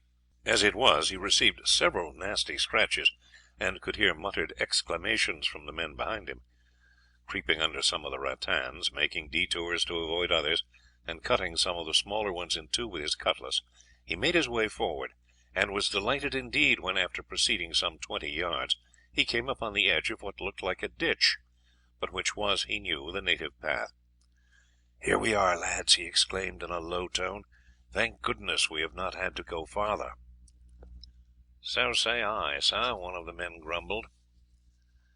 "If it had not been for your lantern I should have been torn to pieces. As it is, I ain't sure whether me eyes ain't gone, and me nose and cheeks scratched as if I'd been fighting with a mad cat." "Here, Winthrop, take the lantern and make your way back. Darken it as soon as you get through to the edge of the creek. You cannot go wrong with the cord to guide you." 2 or 3 minutes later Dick saw the light approaching again, and the lieutenant, the coxswain, and 2 bluejackets joined him, Winthrop and another having been left as boat keepers. "Now, Harris, do you and one of the others go on ahead. We'll follow 50 yards behind you. If you hear anyone coming, give a low whistle. We will then turn off the light. You can walk on confidently, for there is no chance of any of these prickly creepers running across the path. When you see the trees are getting thinner, or that there is an opening before you, stop and send back word to us, so that we can shut up the lantern before joining you." The lieutenant headed the party now, followed by Dick. He held the lantern close to the ground. The bottom was like all jungle paths, worn perfectly smooth by the passage of the barefooted natives. "Nothing could be better," he said in a low voice to Dick. "We ought to be able to haul the guns along here at a trot, and the opening is wide enough on each side for a gun carriage to be carried along without any difficulty." In 10 minutes one of the men ahead came back. "We got to the end of the path, sir. It ends on the bank of that pool we saw ahead." The lantern was now extinguished, and the party hurried forward. On reaching the bank they found that the path ended, as they had expected, just opposite the village. The prahus lay somewhat to the right. "It could not be better," the lieutenant whispered. "Now let us see whether we can find a suitable place for the guns." This was much easier than they had expected, for the trees were cleared, probably to furnish firewood, for a distance of some 15 yards from the bank. Between this cleared place and the water was a fringe of thick bushes. "This will do capitally, lads. Now we'll be off at once. We've found out all that we wanted, and nothing could be more satisfactory." They retraced their steps rapidly till they came to the coil of cord looped on a low bough. The coxswain took it down, and they were soon all on board the boat again. "Now, lads, row as noiselessly as you can to the mouth of the pool again, then turn and lay on your oars, except Bow and Two, who are to paddle very slowly. Hand Mr. Balderson that 20-foot bamboo. I want to sound the river as we come back." As soon as the boat was again turned, Dick took the pole and, standing up, thrust it down into the water. "Only about 7 feet, sir," he whispered. "That is bad. It is evident that the ship cannot get up here. Still, we may as well go on sounding." "The water is gradually deepening," Dick said, thrusting the pole down again. "There are nearly 10 feet." It was not long before he announced 15, and at that continued until they reached the entrance to the creek, where it was only 14 feet. "It would be a touch and go there," the lieutenant said, "but I dare say she could be pushed through. It's very unfortunate that there is that shallow bar this side of the pool. And now, lads, you can lay out for 10 minutes, and then we can fasten up to a bough and see what's in the hamper. We've done our work earlier than I had expected, and can take it easy." The steward had provided them with an ample store of food, and the men ate their hunks of cold meat and bread, and passed round the pannikins of grog with great contentment, while the officers divided a cold chicken and a bottle of claret. "Now, men," the lieutenant said when they had finished, "you can have a quarter of an hour's smoke. You must open the lantern in the bottom of the boat and hold a jacket over it to prevent the light falling on any of you." When the men had lit their pipes, the lantern was passed aft, and while the coxswain put his jacket over it, the lieutenant lit a cigar. "You smoke, don't you, Balderson?" "Yes, sir. I began when we came up the river. The doctor said it's a good thing to keep off my asthma." "Very well, then, light up. I think that it's a good thing myself. We've done a very satisfactory night's work, and I think we see our way now to getting rid of most of those piratical craft, which will not only be a benefit to traders on the coast of the river, but will greatly please all the other chiefs, and will enable them to hold their own against Sehi." 5 minutes were added to the promised quarter, and then the pipes were laid down, and the boat proceeded at a steady stroke until they reached the spot where they had fished. "Somewhere about here, lad?" "Yes, sir. I think that this is just the place. I noticed that tall tree rising above the general line just opposite where we were anchored." "Then lower the grapnel. In oars." Another bottle was produced from the hamper. The lieutenant filled a wine glass full and drank it off, then passed the glass over to Dick. "What is it, sir?" "It's some grog with a large dose of quinine. The doctor begged me to give it an hour or two before daylight. Now, lads, you are each to take a glass of this. It will protect you against the effect of the mist on the river. You can show the lantern now. It's just as well that they should see it if they are on the lookout." Every man took his glass of the mixture. "Now wrap yourselves in your blankets, lads, and lie down for a couple of hours' sleep." After a minute or two scuffling while each found a plank to suit him, all was quiet in the boat. Dick, who felt far too excited over the events of the night to be sleepy, had volunteered to keep watch, and, lighting another pipe at the lantern, smoked till it was broad daylight. Then he roused the crew, and in less than 2 hours afterwards they rowed alongside the Serpent. The captain was greatly pleased with Mr. Ferguson's report. "It is unlucky about that bar in the creek, otherwise we might have taken the ship right into the pool and fought it out with them there. Still, it may be that this will be the best in the end, for we could hardly have counted upon sinking the whole of them, and once past us they would have taken off like the wind, and though we might have followed some of them, the others would have made off, some one way and some another, whereas by laying the vessel across the mouth of the creek we have a good chance of catching them all as they come down. There's no doubt a lot more fellows have arrived to help the Rajah. We can see that there are a great many more about on the shore than there have been before. I think things will come to a crisis before many hours have passed. We've made out that men keep coming and going behind that row of 6 huts facing the river, and I should not be surprised if they are not hard at work establishing a battery there." Presently 2 Malays, whom they recognized as belonging to the Rajah's council, advanced to the edge of the shore, which was but some 50 yards away. One of them held a pole to which a white cloth was attached. "I have a message from the Rajah," he shouted out. The captain sent for the interpreter and went to the side of the quarterdeck. "The Rajah says that he does not want to have any more to say to you. You want to take his country. He will not let you have it, and if you do not go away in an hour he will sink your ship." "Tell him," the captain said, "that it will be the worse for him if he tries it. I came up here at his invitation, and shall stay just as long as I please."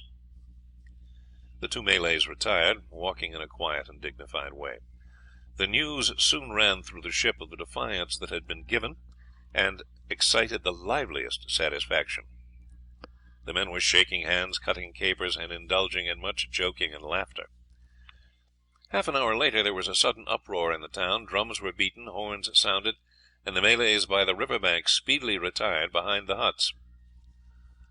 "You had better get the magazine opened, Mr. Ferguson, and everything in readiness, but we won't beat to quarters till they begin." The tumult on shore increased, and soon a few shots were fired from behind houses and walls, and balls whistling overhead. "There won't be much of that," the captain said, as he walked up and down the quarterdeck with the first lieutenant. "We've seen very few guns among them. I should doubt if there are 100 in the town. What there are were, no doubt, captured from trading vessels the scoundrels have plundered and burned." A few minutes later the bamboos forming the wall of the 6 houses where a bustle had been observed fell outward, the lashings having been cut by a swarm of Malays, who, as soon as the last fell, ran back, showing 8 brass cannon. "Beat to quarters, Mr. Ferguson," the captain said quietly, and at the first tap of the drum the sailors, who had been expecting the order, ran to their stations. As they gained them the little battery on shore opened fire. Although the distance was but 100 yards, only 3 of the balls hit the hull, the others passing through the masts. "Load with grape," the captain ordered. "Captain Hugeson," he said to the marine officer, "will you place your men on the poop, and tell them to open fire as soon as the guns send the Malays flying from their battery? I can see that there are large numbers gathered round it. Mr. Ferguson, will you see that the guns are all laid on that battery? When they are ready, fire a broadside that will clear the place out at once." 2 minutes later there was a crash as the whole of the guns on the starboard side were discharged at the same moment. The effect was tremendous, and the storm of grape swept away the whole of the buildings beneath which the guns were standing. 3 of these were dismounted, and not one of the men who had been crowded round them remained on his feet. Numbers were seen running away in all directions, and a volley from the marines brought several of these down. "There is an end to the attack," the captain said quietly. "Order the men to load with shell, and to direct their aim, in the first place, at the Rajah's palace. There is no occasion for rapid firing." Gun after gun sent its messenger into the palace, and in 3 or 4 minutes flames were seen rising from it. The order was then given to fire with grape at all the houses facing the river. In the meantime the men were called from their guns on the port side, and the boats lowered. The marines, and all the sailors save those serving the starboard guns, took their places in them, the first lieutenant taking the command, and on the word being given they dashed with a cheer towards the shore, and leaping out, formed up, and led by their officers, ran forward, not a shot being fired by the Malays as they did so. The fire of the ship's guns was now directed toward the portion of the town facing the forest, as it was here that the Malays would probably be gathered. Port fires had been distributed among the landing party.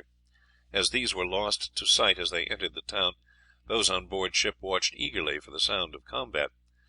Nothing, however, was heard for a minute or two. Then came a single shot, and then a rattle of musketry.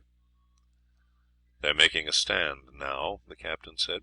"Mr. Hopkins, will you please go round and tell the gunners to be very careful in their aim. Let them watch the smoke rising among the houses, and aim a short distance beyond it. Impress upon them that it is better to fire too far than to risk hurting our own men." The order was obeyed. Soon flames were seen to rise beyond the spot where the fighting was going on, and the resistance to the advance speedily ceased, and a dropping fire took the place of the sustained roll of musketry, which 5 minutes later broke out again at the edge of the town facing the wood, and the fire of the guns was now directed against the edge of the forest, to which the Malays had evidently fled. In a few minutes smoke began to rise all round the place, showing that the men with port fires were at work, and in a quarter of an hour the blue jackets and marines were seen issuing from the houses and coming down to the shore.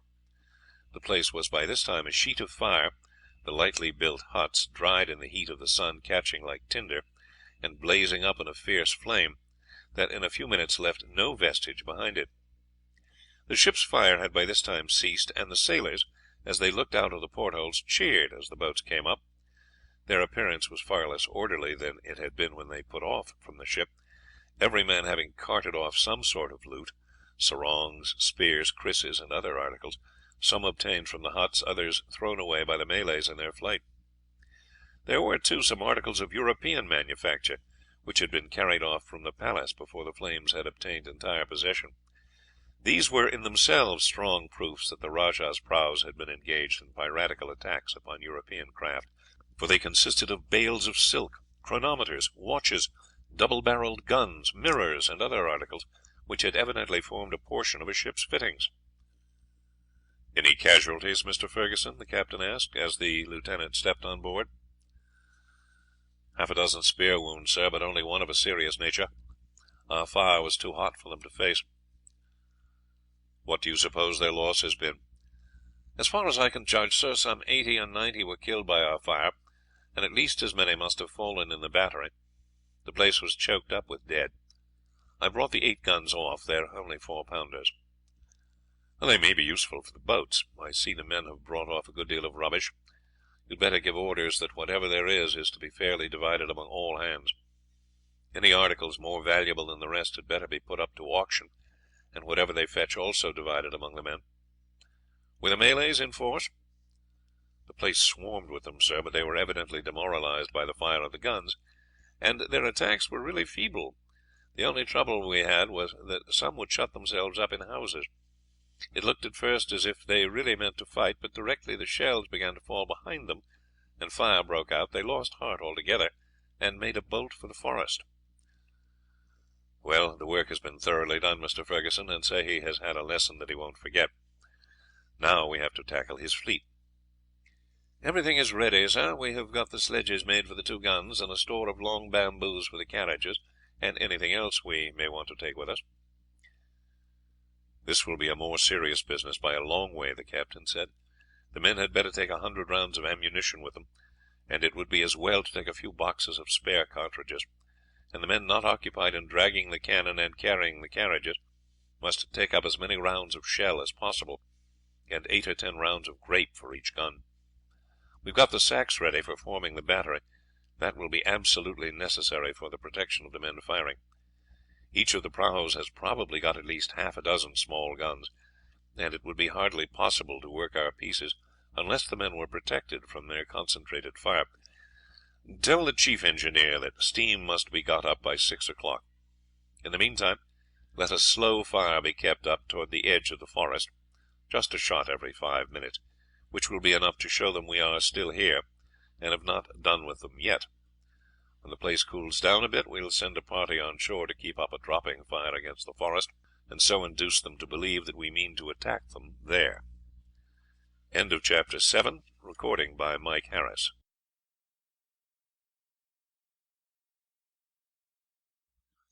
Among Malay Pirates and Other Stories by G. A. Henty. Chapter 8. During the rest of the day preparations were actively carried on for the night's work. The 50 marines and 100 bluejackets were to take part in the landing expedition. The ammunition to be carried was ranged along the deck, and the men told off for the various work there was to be done, some being allotted to carry stretchers and surgical requirements for the wounded. The first lieutenant was to command the party, having with him the third lieutenant, the master's mate, and the 2 senior midshipmen, besides, of course, the marine officers. Dr. Horsley was also to accompany them. Some cartridges were made up with powder and musket balls for 2 of the brass guns captured, in order that if the Malays succeeded in landing they might meet with a hot reception. It was decided that no cartridges should be taken for them, but that they should be simply laid on the sandbags. The party on shore had kept up a fire all day at the forest. The yells of defiance which at times rose showed that the Malays were in great force all around its edge. Towards evening all on shore returned to the ship. As soon as it became absolutely dark the anchor chain was unshackled, and a buoy being attached to the end, it was noiselessly lowered into the water. Then the screw began to revolve, and the vessel gradually backed down the river. All lights had been extinguished, and no sound from the forest showed that the movement had been observed. A mile lower down the ship was turned, the screw began to revolve more rapidly, and at half speed she ran down to the junction of the 2 branches of the river, and steamed up the other arm until within half a mile or so of the village at the mouth of the creek. Then a light anchor was let go, the boats were lowered, and the landing party took their places in them.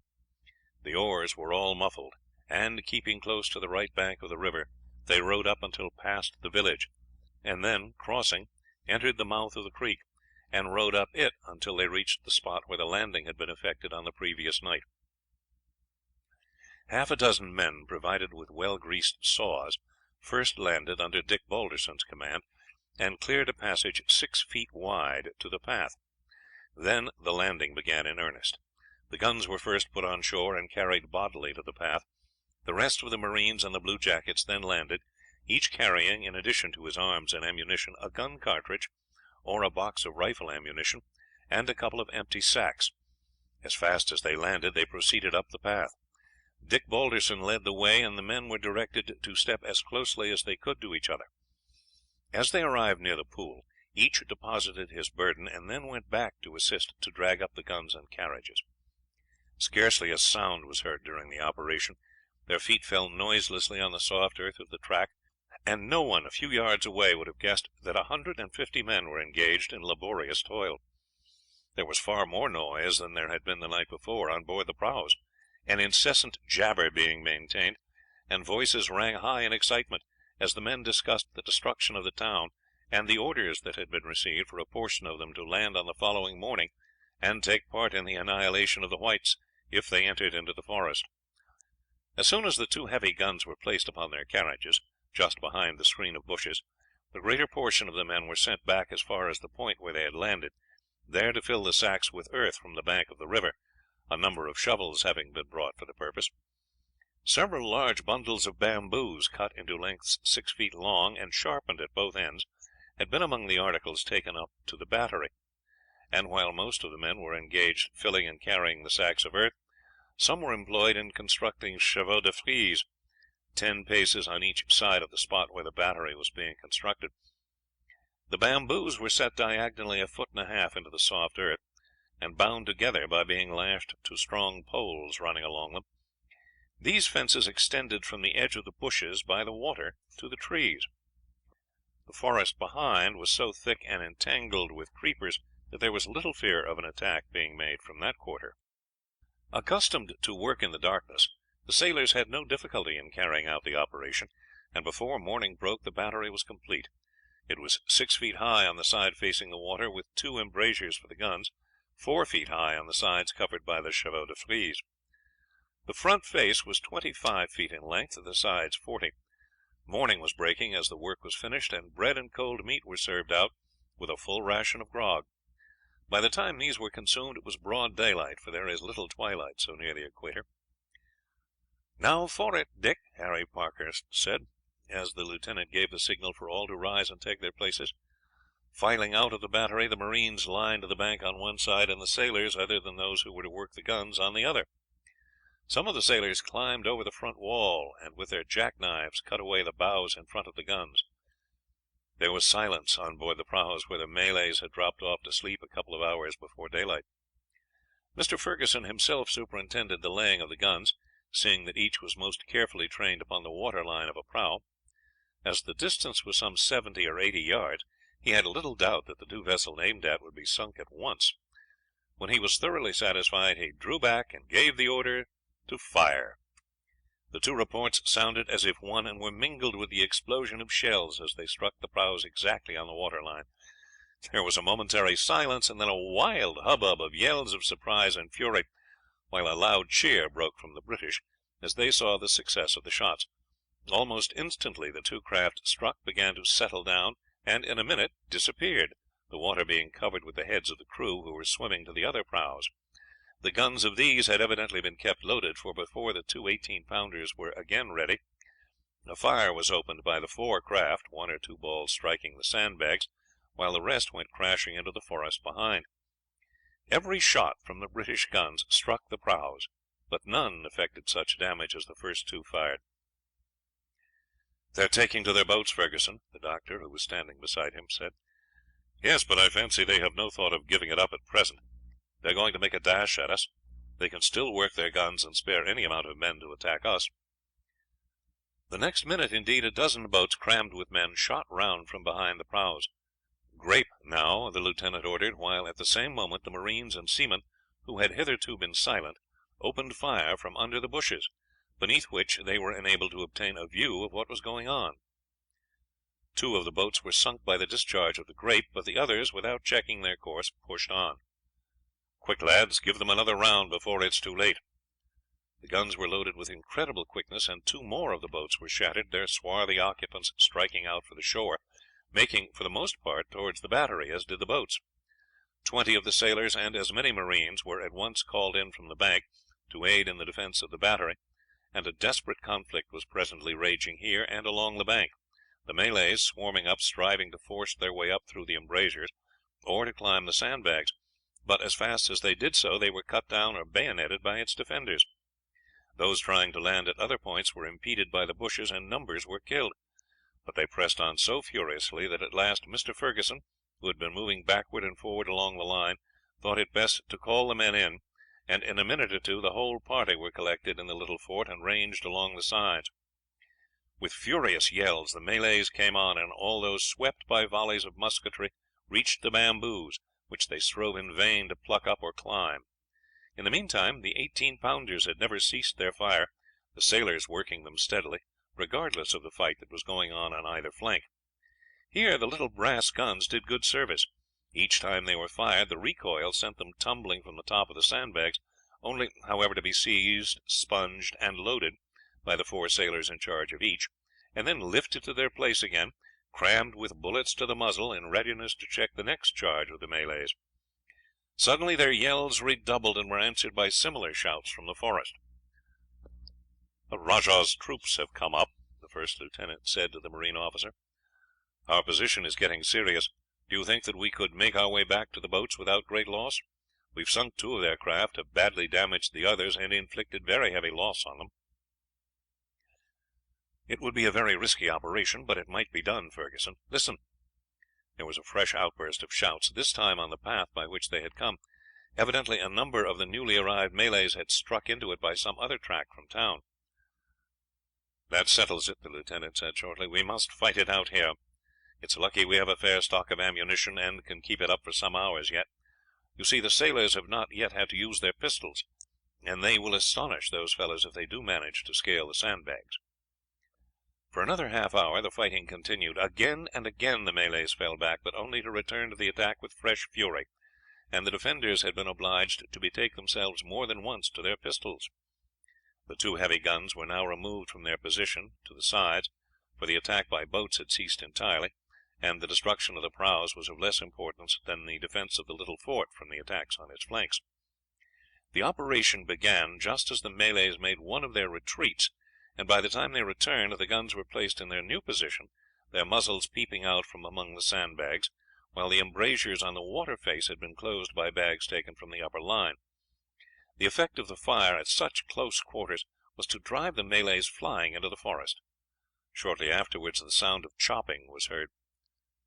"The beggars are trying to cut a path through the jungle to our rear, Dick," Harry Parkhurst said. "Obstinate brutes, but I don't think much of that, Harry. They will get on well enough until they arrive within 20 or 30 yards of us, when we can pepper them so hotly that they will soon get sick of it." At this moment there was the report of a heavy gun, and a shell crashed through the forest 50 yards in the rear of the fort. Loud yells of rage and alarm rose from the Malays, while a hearty cheer broke from the defenders of the fort. Closely following came the sound of another gun, then a rain of grape, some of which whistled over the fort. "Keep yourselves well down behind the sandbags, men," Lieutenant Ferguson shouted. "The captain knows that we have shelter, and will sweep the Malays out of the forest round us. That shot must have done great execution among the Malays on the path between us and the boats." The guns of the ship kept up a heavy fire, searching the wood for some distance round with shell, and pouring volleys of grape into the trees near the battery. Presently the fire ceased. "I fancy they have all bolted, Dick," his comrade said. "After the first 5 minutes we have not heard a sound. I wonder what the prahus are doing."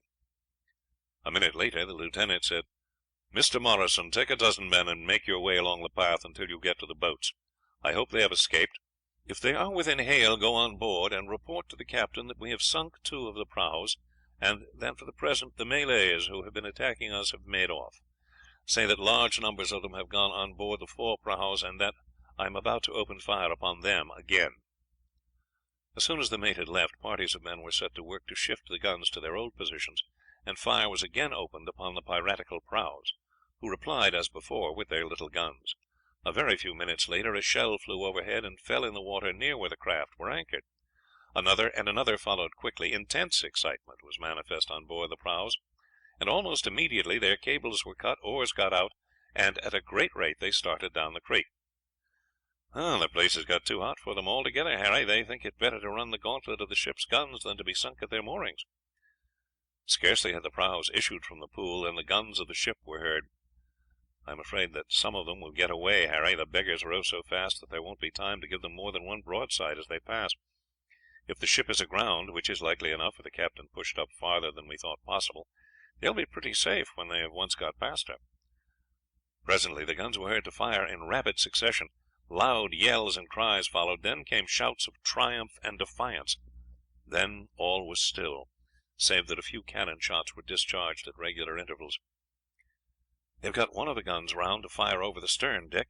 There, it stopped now. Evidently the prahus have got round the next corner.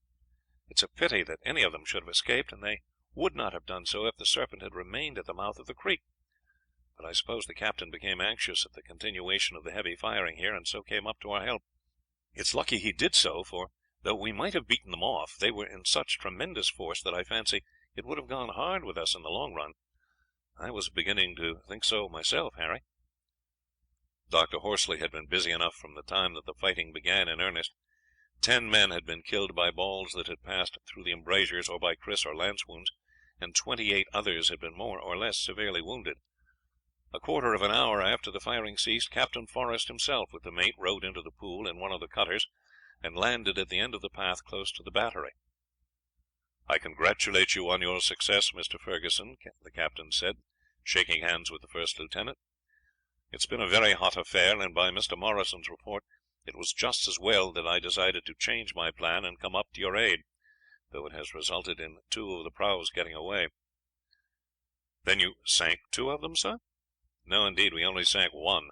The third went down just after we saw her come out from the pool. Certainly we had not hit her, so that the honour of accounting for 3 out of 6 of the craft falls to you and your party. Well, Doctor, what's your report? I am afraid it's a bad one." "Serious indeed," he went on, after he had received the figures. "Still it is much less than might have been expected from attacking such a host of pirates. I am glad to hear that none of the officers are dangerously wounded." "Parkhurst had his forearm laid open with a cut from a kris, and Balderson had one of their spears through his ear. Dr. Horsley said if it had been half an inch more to the left it would probably have killed him. Lieutenant Somers of the Marines is more badly hurt, a spear having gone through his thigh. It cut an artery. Luckily the doctor was close to him at the moment and clapped on a tourniquet, and then cut down to the artery and tied it. As he says, a delay of 2 minutes and it would have been all up with the young fellow." "Are the boats safe, sir?" "Yes, the boat keepers pushed off a little way when the firing began in the forest, and when they heard the shouts of a large party of enemy coming along the path, they went out almost into the middle of the creek, and it was well they did, for many of the Malays came down through the path you cut, and would have riddled them with their spears had they been within reach. The boat keepers acted very wisely. All of them got into the gig and towed the other boats astern, so that if the Malays came along either in their prahus or in their boats, they could have cut them adrift and made a race of it down to their ship. Well, I think that there is nothing more to be done here. The men may as well have a tot of grog served out, and then the sailors can march down to the landing place and bring up the boats, and take the guns and what ammunition you have left on board. Mr. Morrison will go back with me to the ship. He has one of his arms broken by a ball from the prahus." "I did not know that he was wounded, sir. He did not report it. I should not have sent him if I had known it." "Well, it's just as well as it is, Ferguson. It will give me an opportunity of specially recommending him for a promotion in my report. The assistant surgeon temporarily bandaged his arm when he reached the ship." "Is she afloat, sir?" "No, I want you back as soon as possible. We shall have to get out the anchors and heave on them. We put on a full head of steam and drove her 200 or 300 yards through the mud before she finally brought up. I wanted to get as near to you as possible in order to clear the woods round you." By 2 o'clock the whole ship's company were on board again and set to work to get her off, but it was not until after some hours' exertion that the Serpent was again afloat. She was at once turned around, steamed down to the mouth of the creek, and cast anchor opposite the village. End of Chapter 8. Recording by Mike Harris.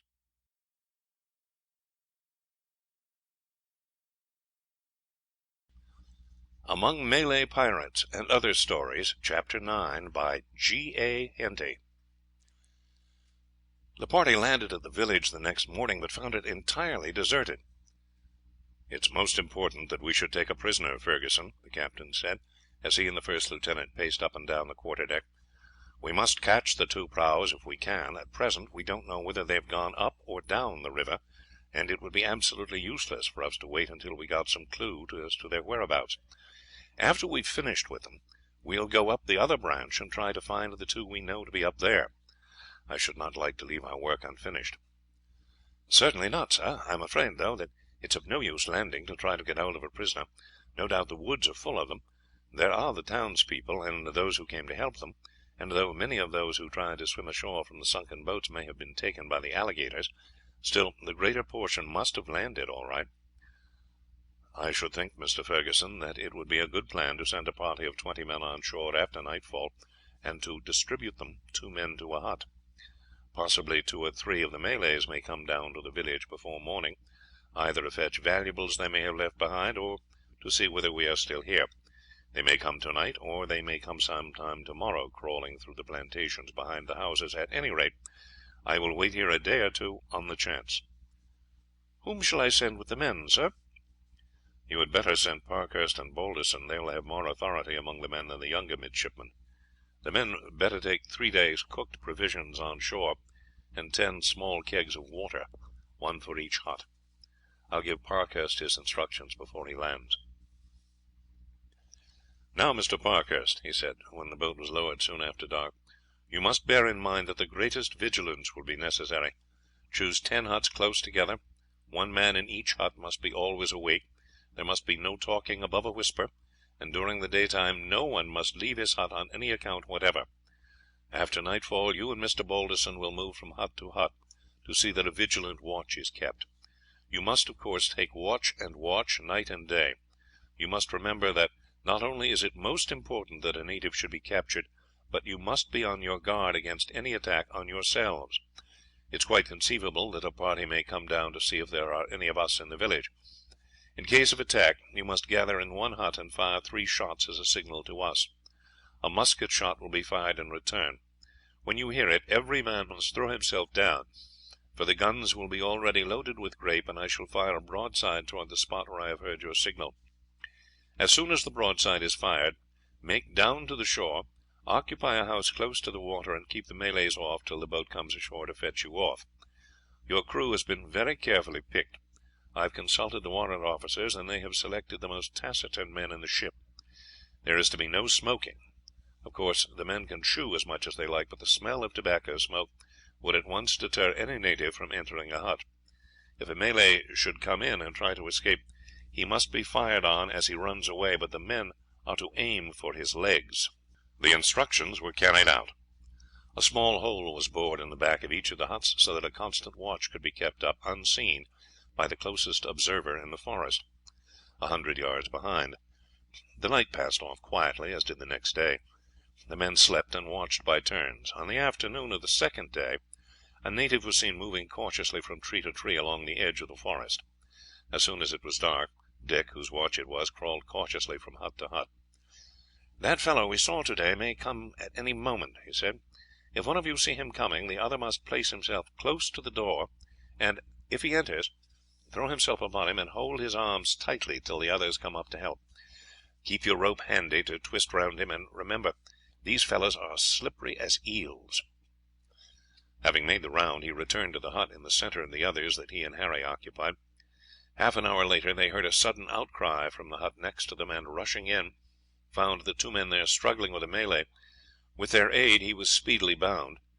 Then the men were called from the other huts, and the whole party ran down to the water's edge, where Harry hailed the ship. A boat put off at once, and they were taken on board. The prisoner was led to the captain's cabin, and there examined through the medium of the interpreter. He refused to answer any questions until, by the captain's orders, he was taken on deck again and a noose placed round his neck, and the interpreter told him that, unless he spoke, he was to be hauled up to the yard's arm. The man was still silent. "Tighten the strain very gradually," the captain said to the sailors holding the other end of the rope. "Raise him 2 or 3 feet above the deck, and then, when the doctor holds up his hand, lower him at once again." This was done. The man, though half strangled, was still conscious, and on the noose being loosened, and Sohay saying that, unless he spoke, he would be again run up, he said, as soon as he got his breath, that he would answer any question. On being taken to the cabin, he said that the prahus had gone down the river and had ascended the other arm. They had only gone a few miles above the town, for one had been so injured that there had been difficulty in keeping her afloat, and it was necessary to run her into a creek in order to repair her before going up farther. Half an hour later steam was up, and before morning the Serpent lay off the mouth of the creek, which the Malay pointed out as the one that the prahu had entered.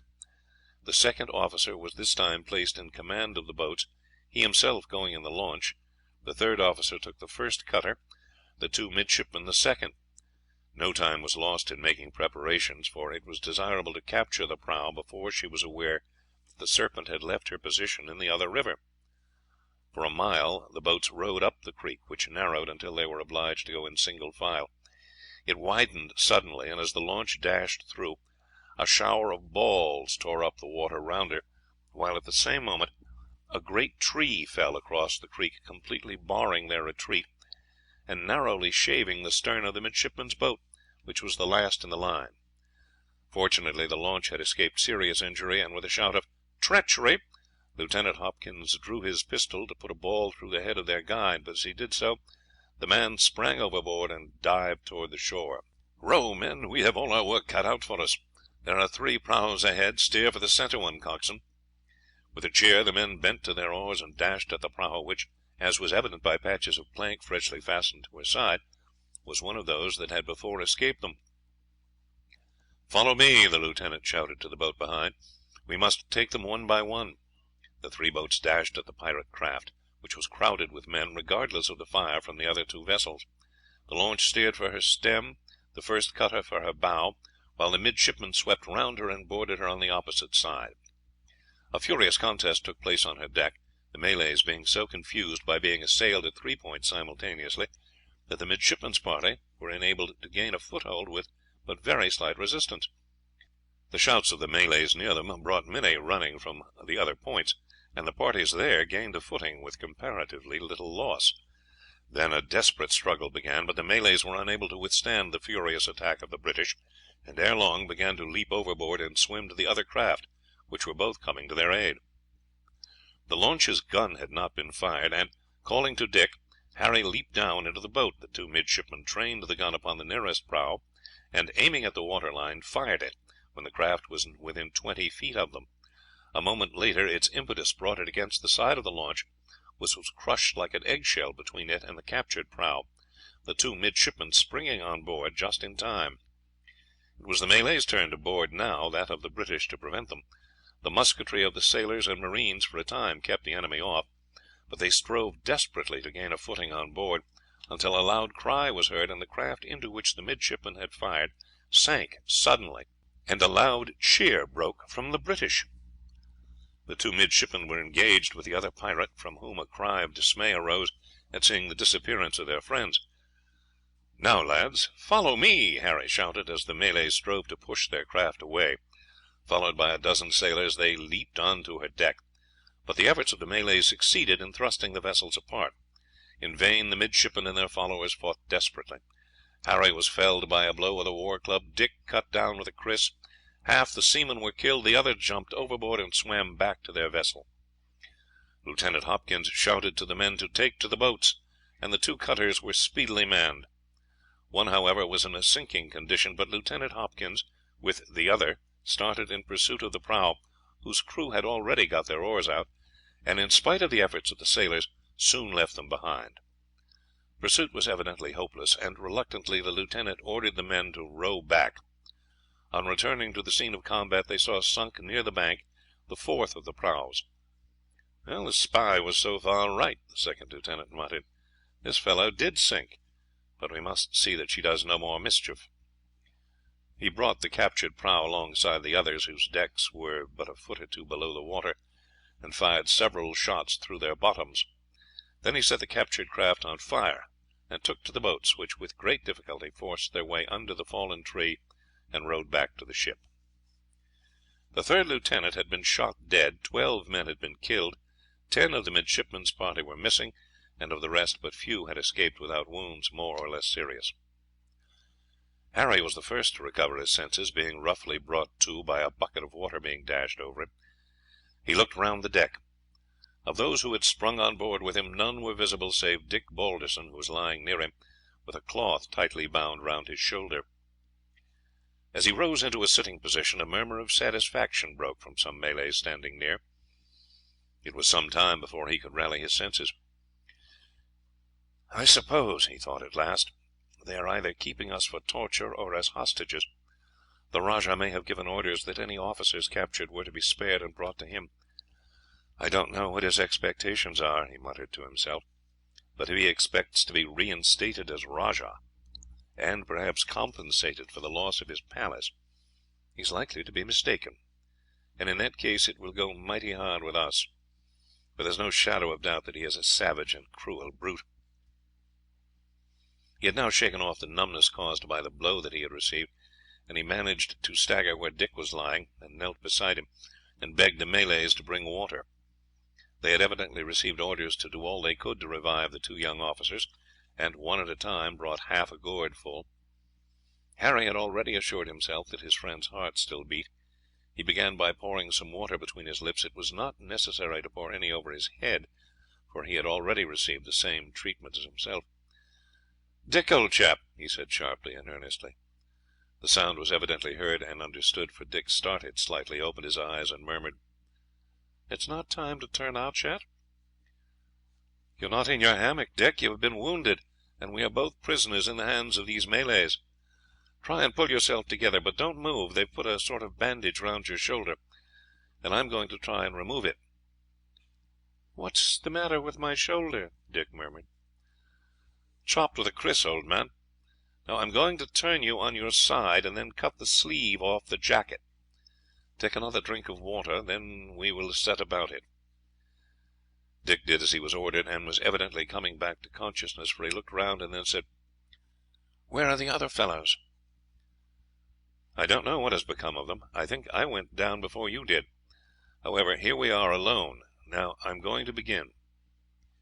He He cut off the sleeve of the jacket and shirt at the shoulder, ripped open the seam to the neck, first taking off the rough bandage. "It's a nasty cut, old man," he said, "but nothing dangerous, I should say.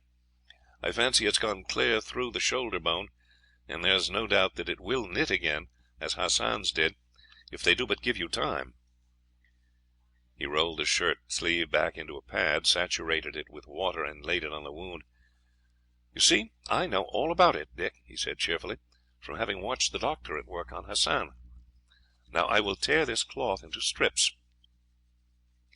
He first placed a strip of the cloth over the shoulder, crossed it under the arm, and then took the ends of the bandage across the chest and back, and tied them under his other arm. He repeated this process with half a dozen other strips. Then he placed Dick's hand upon his chest, tied some of the other strips together, and bound them tightly round the arm and body, so that no movement of the limb was possible. One of the Malays knelt down and gave him his assistance, and nodded approvingly when he had finished. Then he helped Harry raise him into a sitting position against the bulwark. "That is better," Dick said, "as far as it goes. How was it these fellows did not kill us at once?" "Oh, I expect the Rajah has ordered that all officers who may fall into their hands are to be kept as hostages, so that he can open negotiations with the skipper. If he gets what he wants, he hands us back. If not, there is no manner of doubt that he will put us out of the way without compunction." The men were still working at the oars, and for 4 hours rowed without intermission through a labyrinth of creeks. At last they stopped before a small village, tied the prahu up to a tree, and then the man who seemed to be the captain went ashore with 2 or 3 others. The lads heard a loud outburst of anger, and a voice which they recognized as that of the Rajah, storming and raging for some time. Then the hubbub ceased. An hour later the Rajah himself came on board with 2 or 3 attendants, and a man whom they recognized as speaking a certain amount of English. The Rajah scowled at them, and from the manner in which he kept fingering his kris they saw that it needed a great effort on his part to abstain from killing them at once. He spoke for some time in his own language, and the interpreter translated it. "You are dogs, you and all your countrymen. The Rajah is sending a message to your captain to tell him that he must build up his palace again, pay him for the warships that he has destroyed, and provide him with a guard against his enemies until a fresh fleet has been built. If he refuses to do this, you will both be killed." "Tell him," Harry said, "that if we are dogs, anyhow we have shown him that we can bite. As to what he says, it is for the captain to answer; but I do not think he will grant the terms, though possibly he may consent to spare the Rajah's life, and to go away with his ship, if we are sent back to him without injury." The Rajah uttered a scornful exclamation. "I have 6,000 men," he said, "and I do not need to beg my life, for were there 20 ships instead of 1 they could never find me, and not a man who landed and tried to come through the country would return alive. I have given your captain the chance.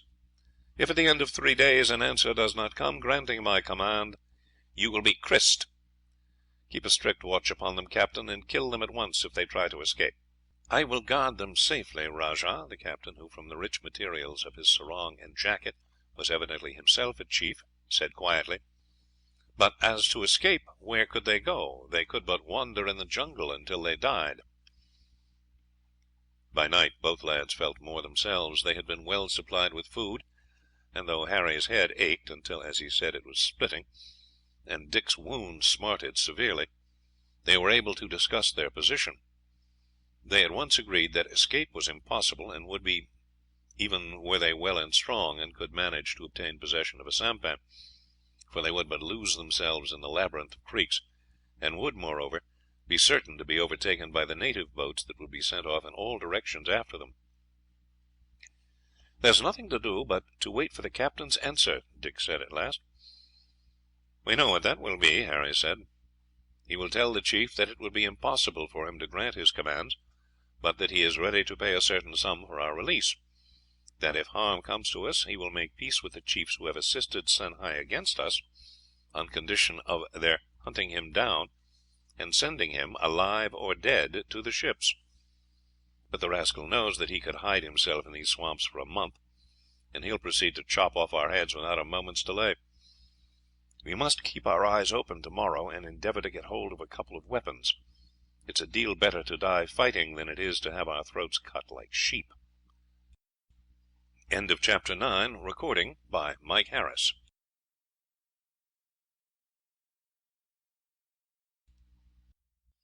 Among Malay Pirates and Other Stories by G. A. Henty. Chapter 10.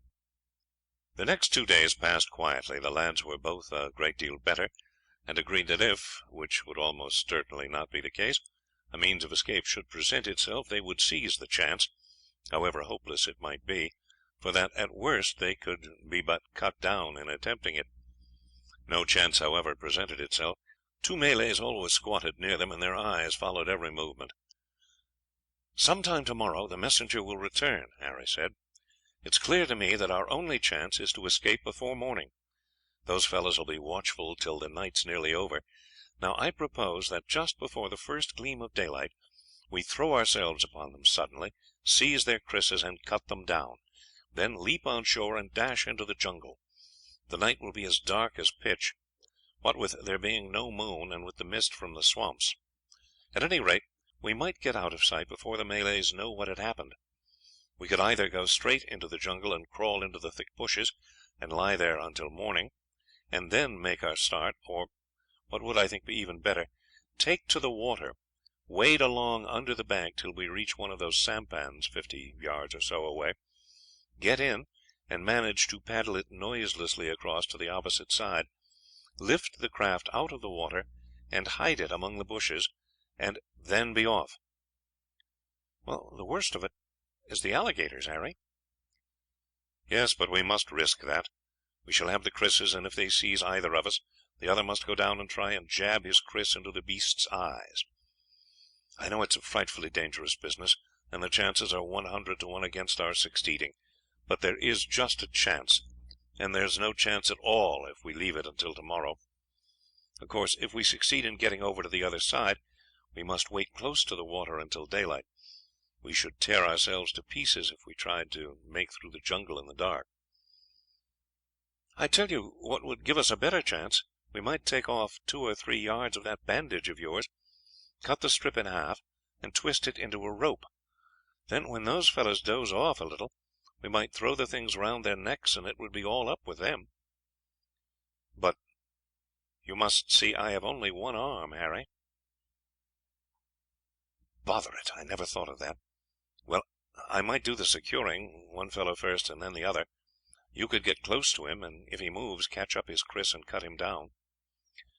"Yes, I could do that. Well, anyhow, Harry, we can but try.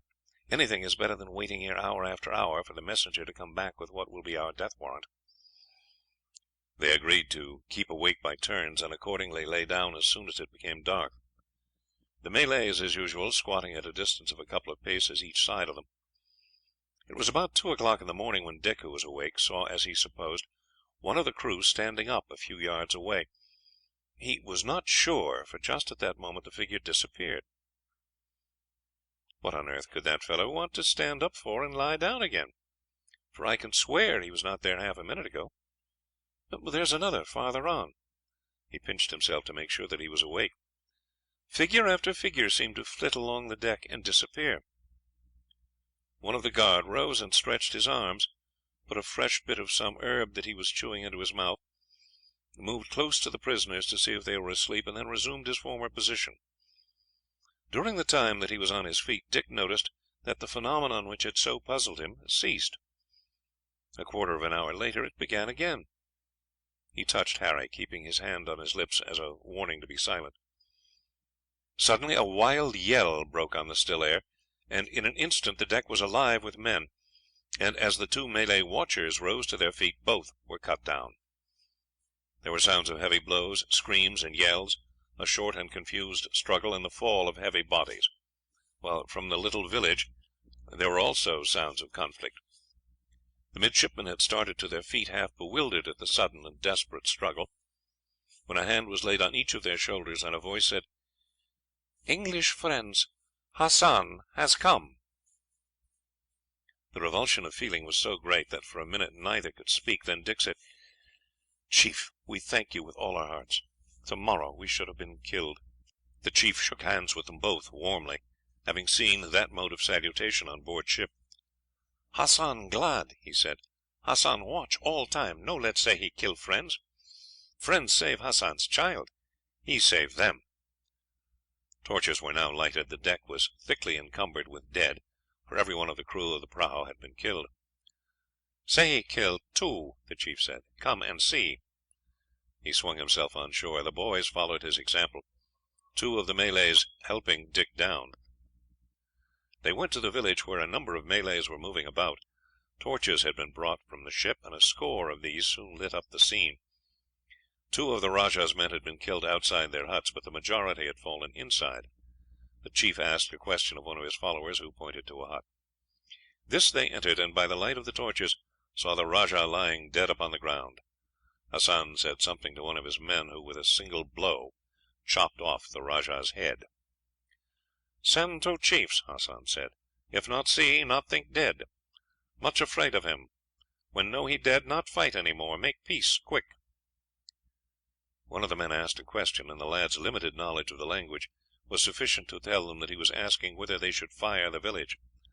Hassan shook his head. "Many men," he said, waving his arm to the forest. "See fire, come fight. Plenty of fight been, no need for more." For a time he stood with them in front of the pool. A series of splashes in the water told what was going on. The prahu was being cleared of its load of dead bodies. Then several men filled buckets with water and handed them up to the deck. The boys knew that an attempt was being made to wash away the blood. The process was repeated a dozen times. While this was going on, the pool was agitated in every direction. The lads shuddered as they looked, and remembered that they had proposed to wade along the edge. The place swarmed with alligators, who scrambled and fought for the bodies thrown over, until the number was so great that all were satisfied, and the pool became comparatively quiet, although fresh monsters, guided by the smell of blood, kept arriving on the scene. At last the chief said, "Come," and together they returned to the prahu. The morning was now breaking, but few signs remained of the terrible conflict of the night. At the chief's order, a large basket of wine that had been found in the rajah's hut was brought on board, together with another full of bananas and other fruit. "Well," Harry said, laughing, "we little thought, when we saw the champagne handed over to the rajah, that we were going to have the serving of it."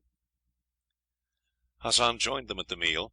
He had been given wine regularly by the doctor, and although he had evinced no partiality for it, but had taken it simply at the doctor's orders, he now drank a little to keep the others company.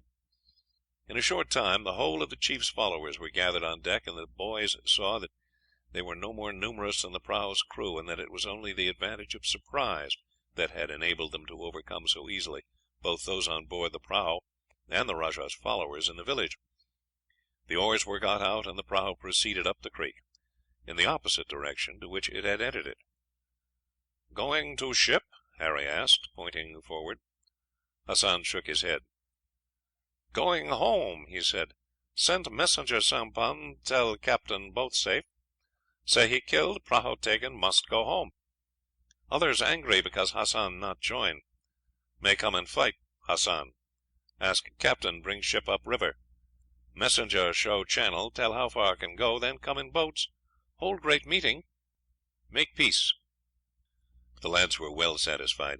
They had a longing to see Hassan's home, and perhaps to do some shooting, and they thought that a few days' holiday before rejoining would be by no means unpleasant.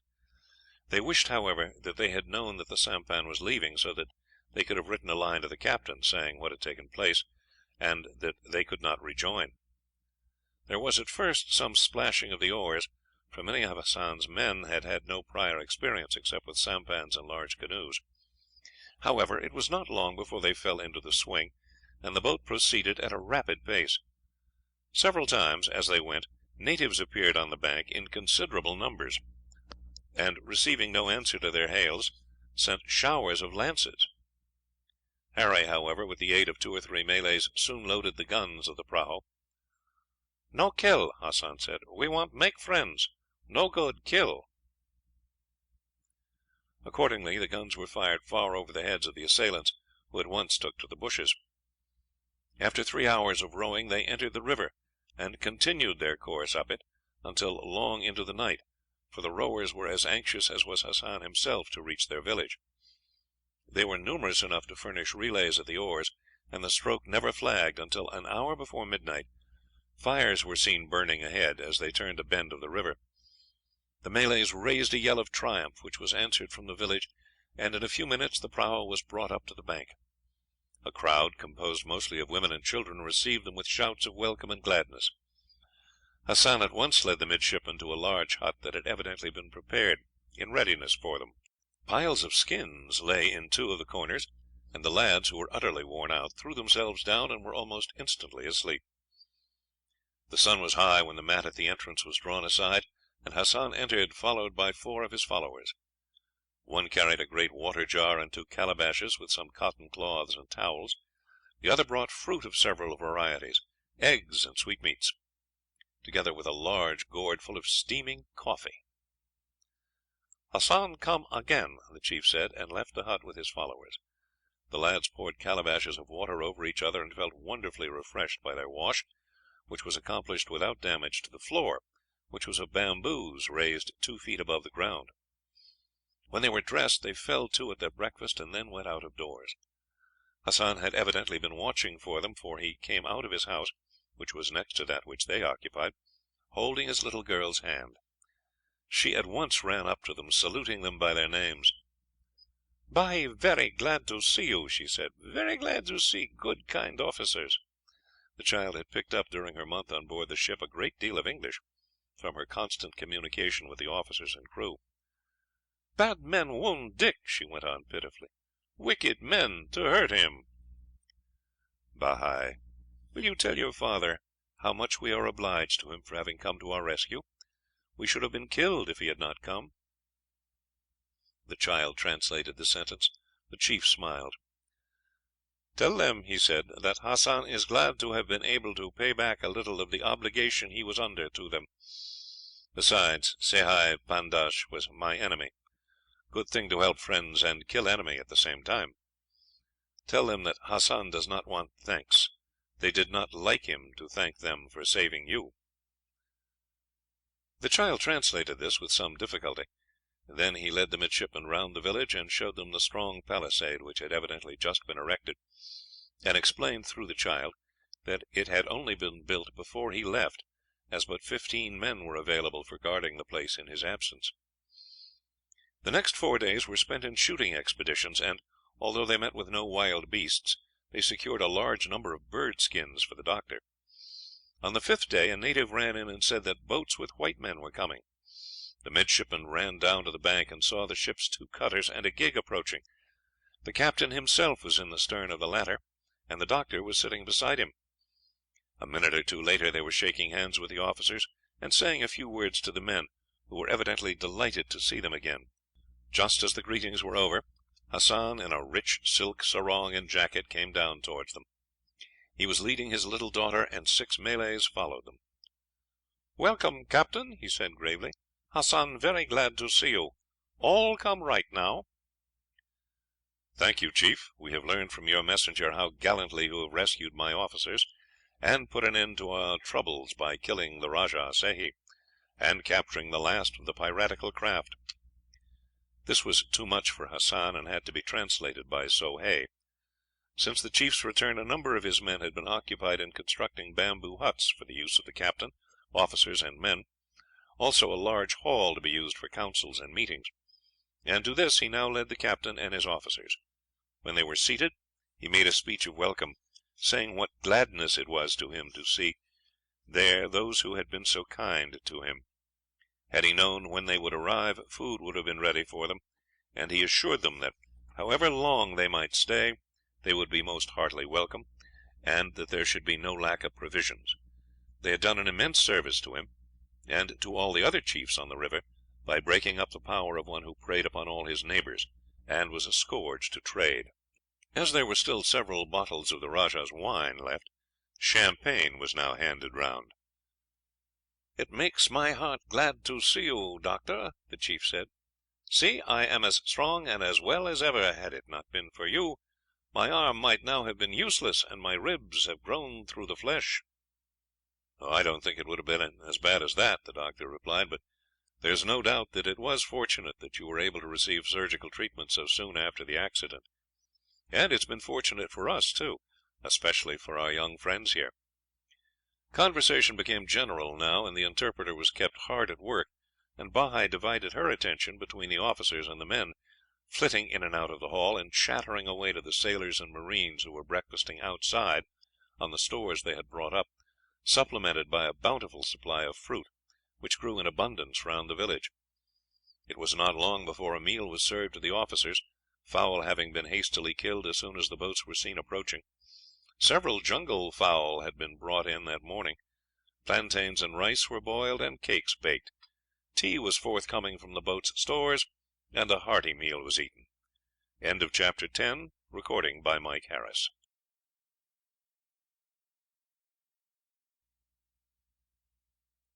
Among Malay Pirates and Other Stories, by G. A. Henty. Chapter 11. After the meal was concluded, the captain said to the chief, "Now, Hassan, we want to know how it was that you arrived at the nick of time to save my officers' lives." "I had been watching for some days," the chief said quietly. "When I heard that many chiefs had joined Sehi Pandash, I said I must go and help my white brothers. But I dared not take many men away from here, and as I had to hide, the fewer there were with me the better. So I came down into the forest near Sehi's town, and found the wood full of men. We had come down in sampans, so that I could send off messengers as might be required. One of these I sent down to you to warn you to be prepared for an attack. Other messengers I had sent before from here, but they must have been caught and killed, for I had been watching closely when they found that I would not join against you. When my last messenger returned I was glad. I knew that you would be on your guard, and would not be caught treacherously. 2 of my men were in the town when they began to fire on the ship, and I saw the town destroyed, and followed Sehi to the place where the 6 prahus were lying, and crossed the creek and lay down in the woods near the village on the other side, for I thought that something might happen. One of my men went down in the night, and brought me news that the ship was gone. As my messenger had told me that you had questioned him as to the other entrance to the creek, I felt sure that you had gone there. So I was not surprised when, just before daybreak, 2 guns were fired. We saw the fight, the sinking of 2 of their vessels, and the attack by the water pirates, and by the men of the rajah and the chiefs with him, and I feared greatly that my friends would be overpowered. I sent one of my men down to the mouth of the creek to tell you how much aid was wanted, but he saw the ship steaming up as he went, and so came back to me. Then we heard the ship's great guns begin to fire, and soon all was quiet where the fight had been going on. Then I saw the other 4 boats start. One of them sank before she was out of sight, and I soon heard that your ship had sunk another, and that 2 had got away. It was not for another 2 days that I learned where they were, and then I heard that they had gone into a creek 20 miles away. There one had sunk, and the other had been joined by the 2 prahus that had been far up the river. And I also learned that one of Sehi's men had gone into the village and let himself be captured, so that he might guide the ship's boats to the place where, as they thought, they would find but 1 prahu, while 3 would be waiting for them.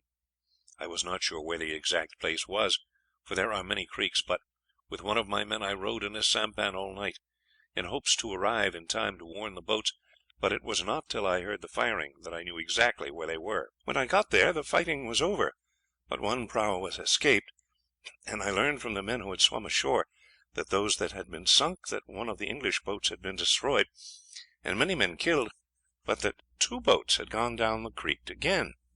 It was also said that the white officers and the sailors had boarded the boat that had escaped, and had been all killed.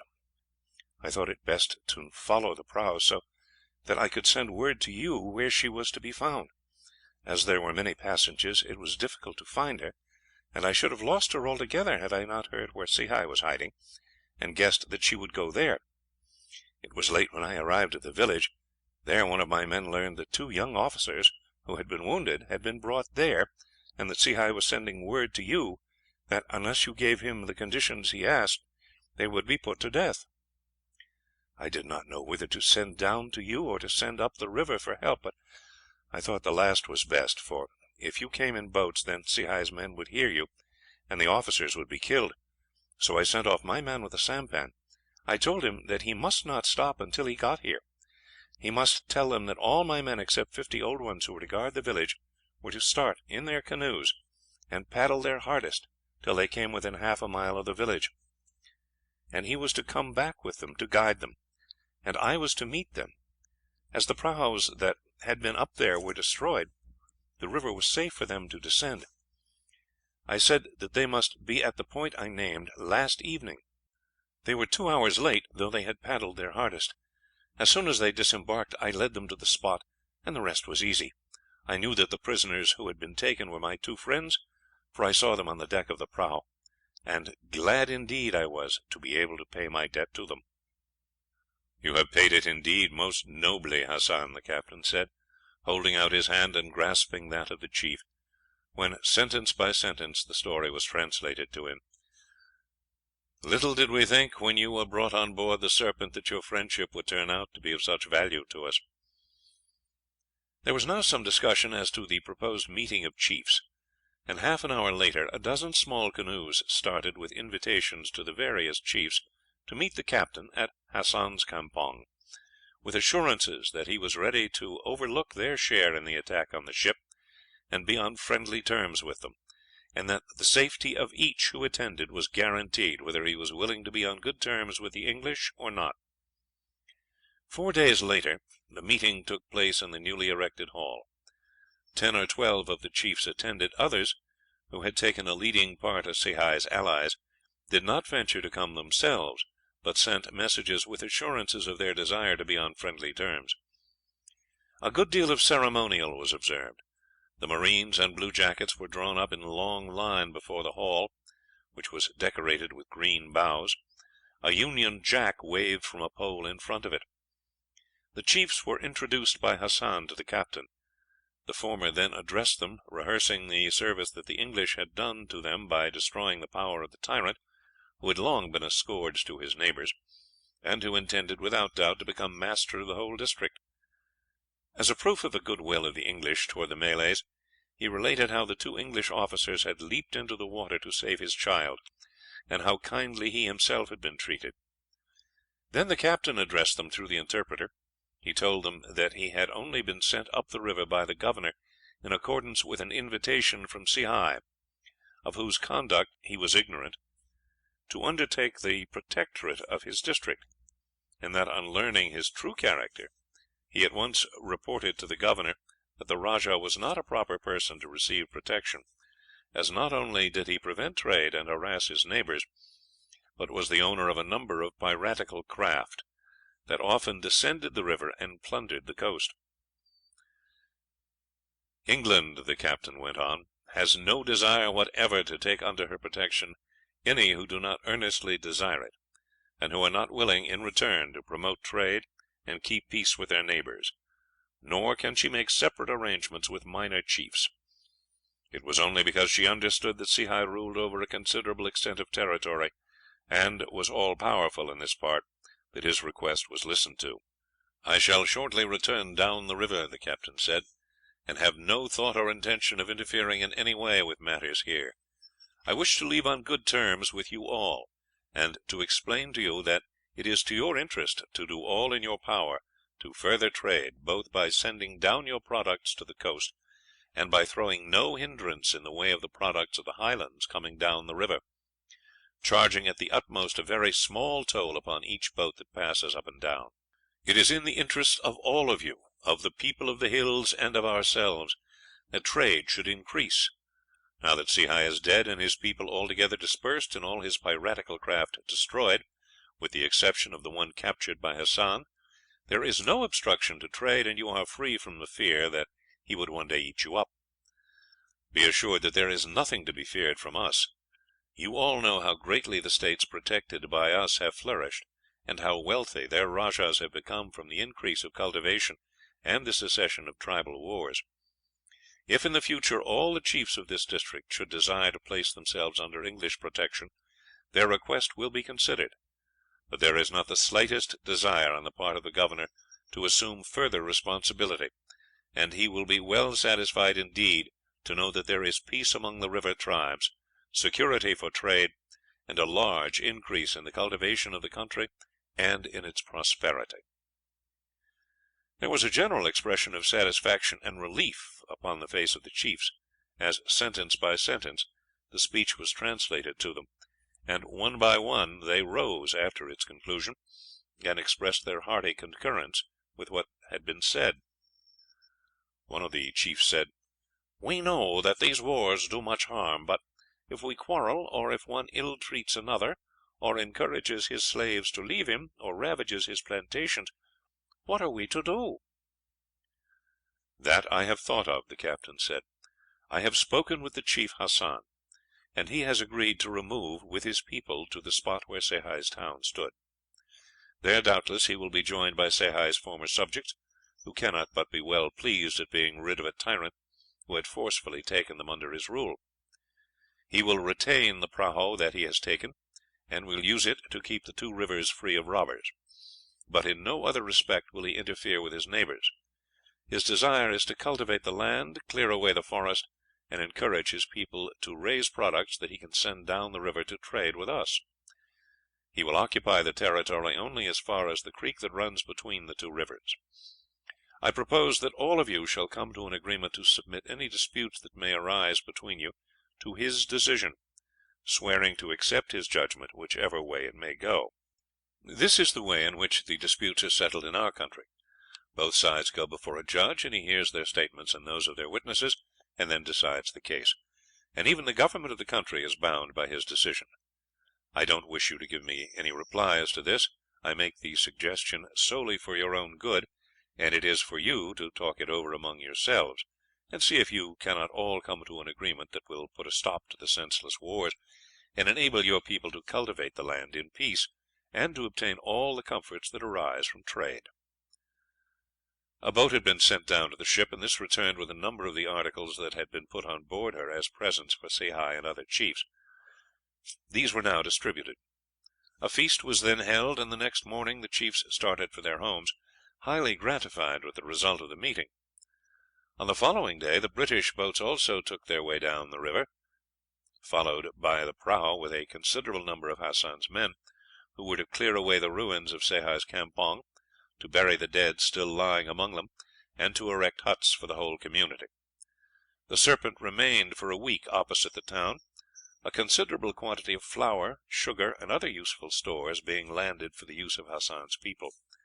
Dr. Horsley was gladdened by Hassan's promise that his people should be instructed to search for specimens of birds, butterflies, and other insects, and that these should be treated according to his instructions, and should be, from time to time, as occasion offered, sent down to him in large cases to Singapore.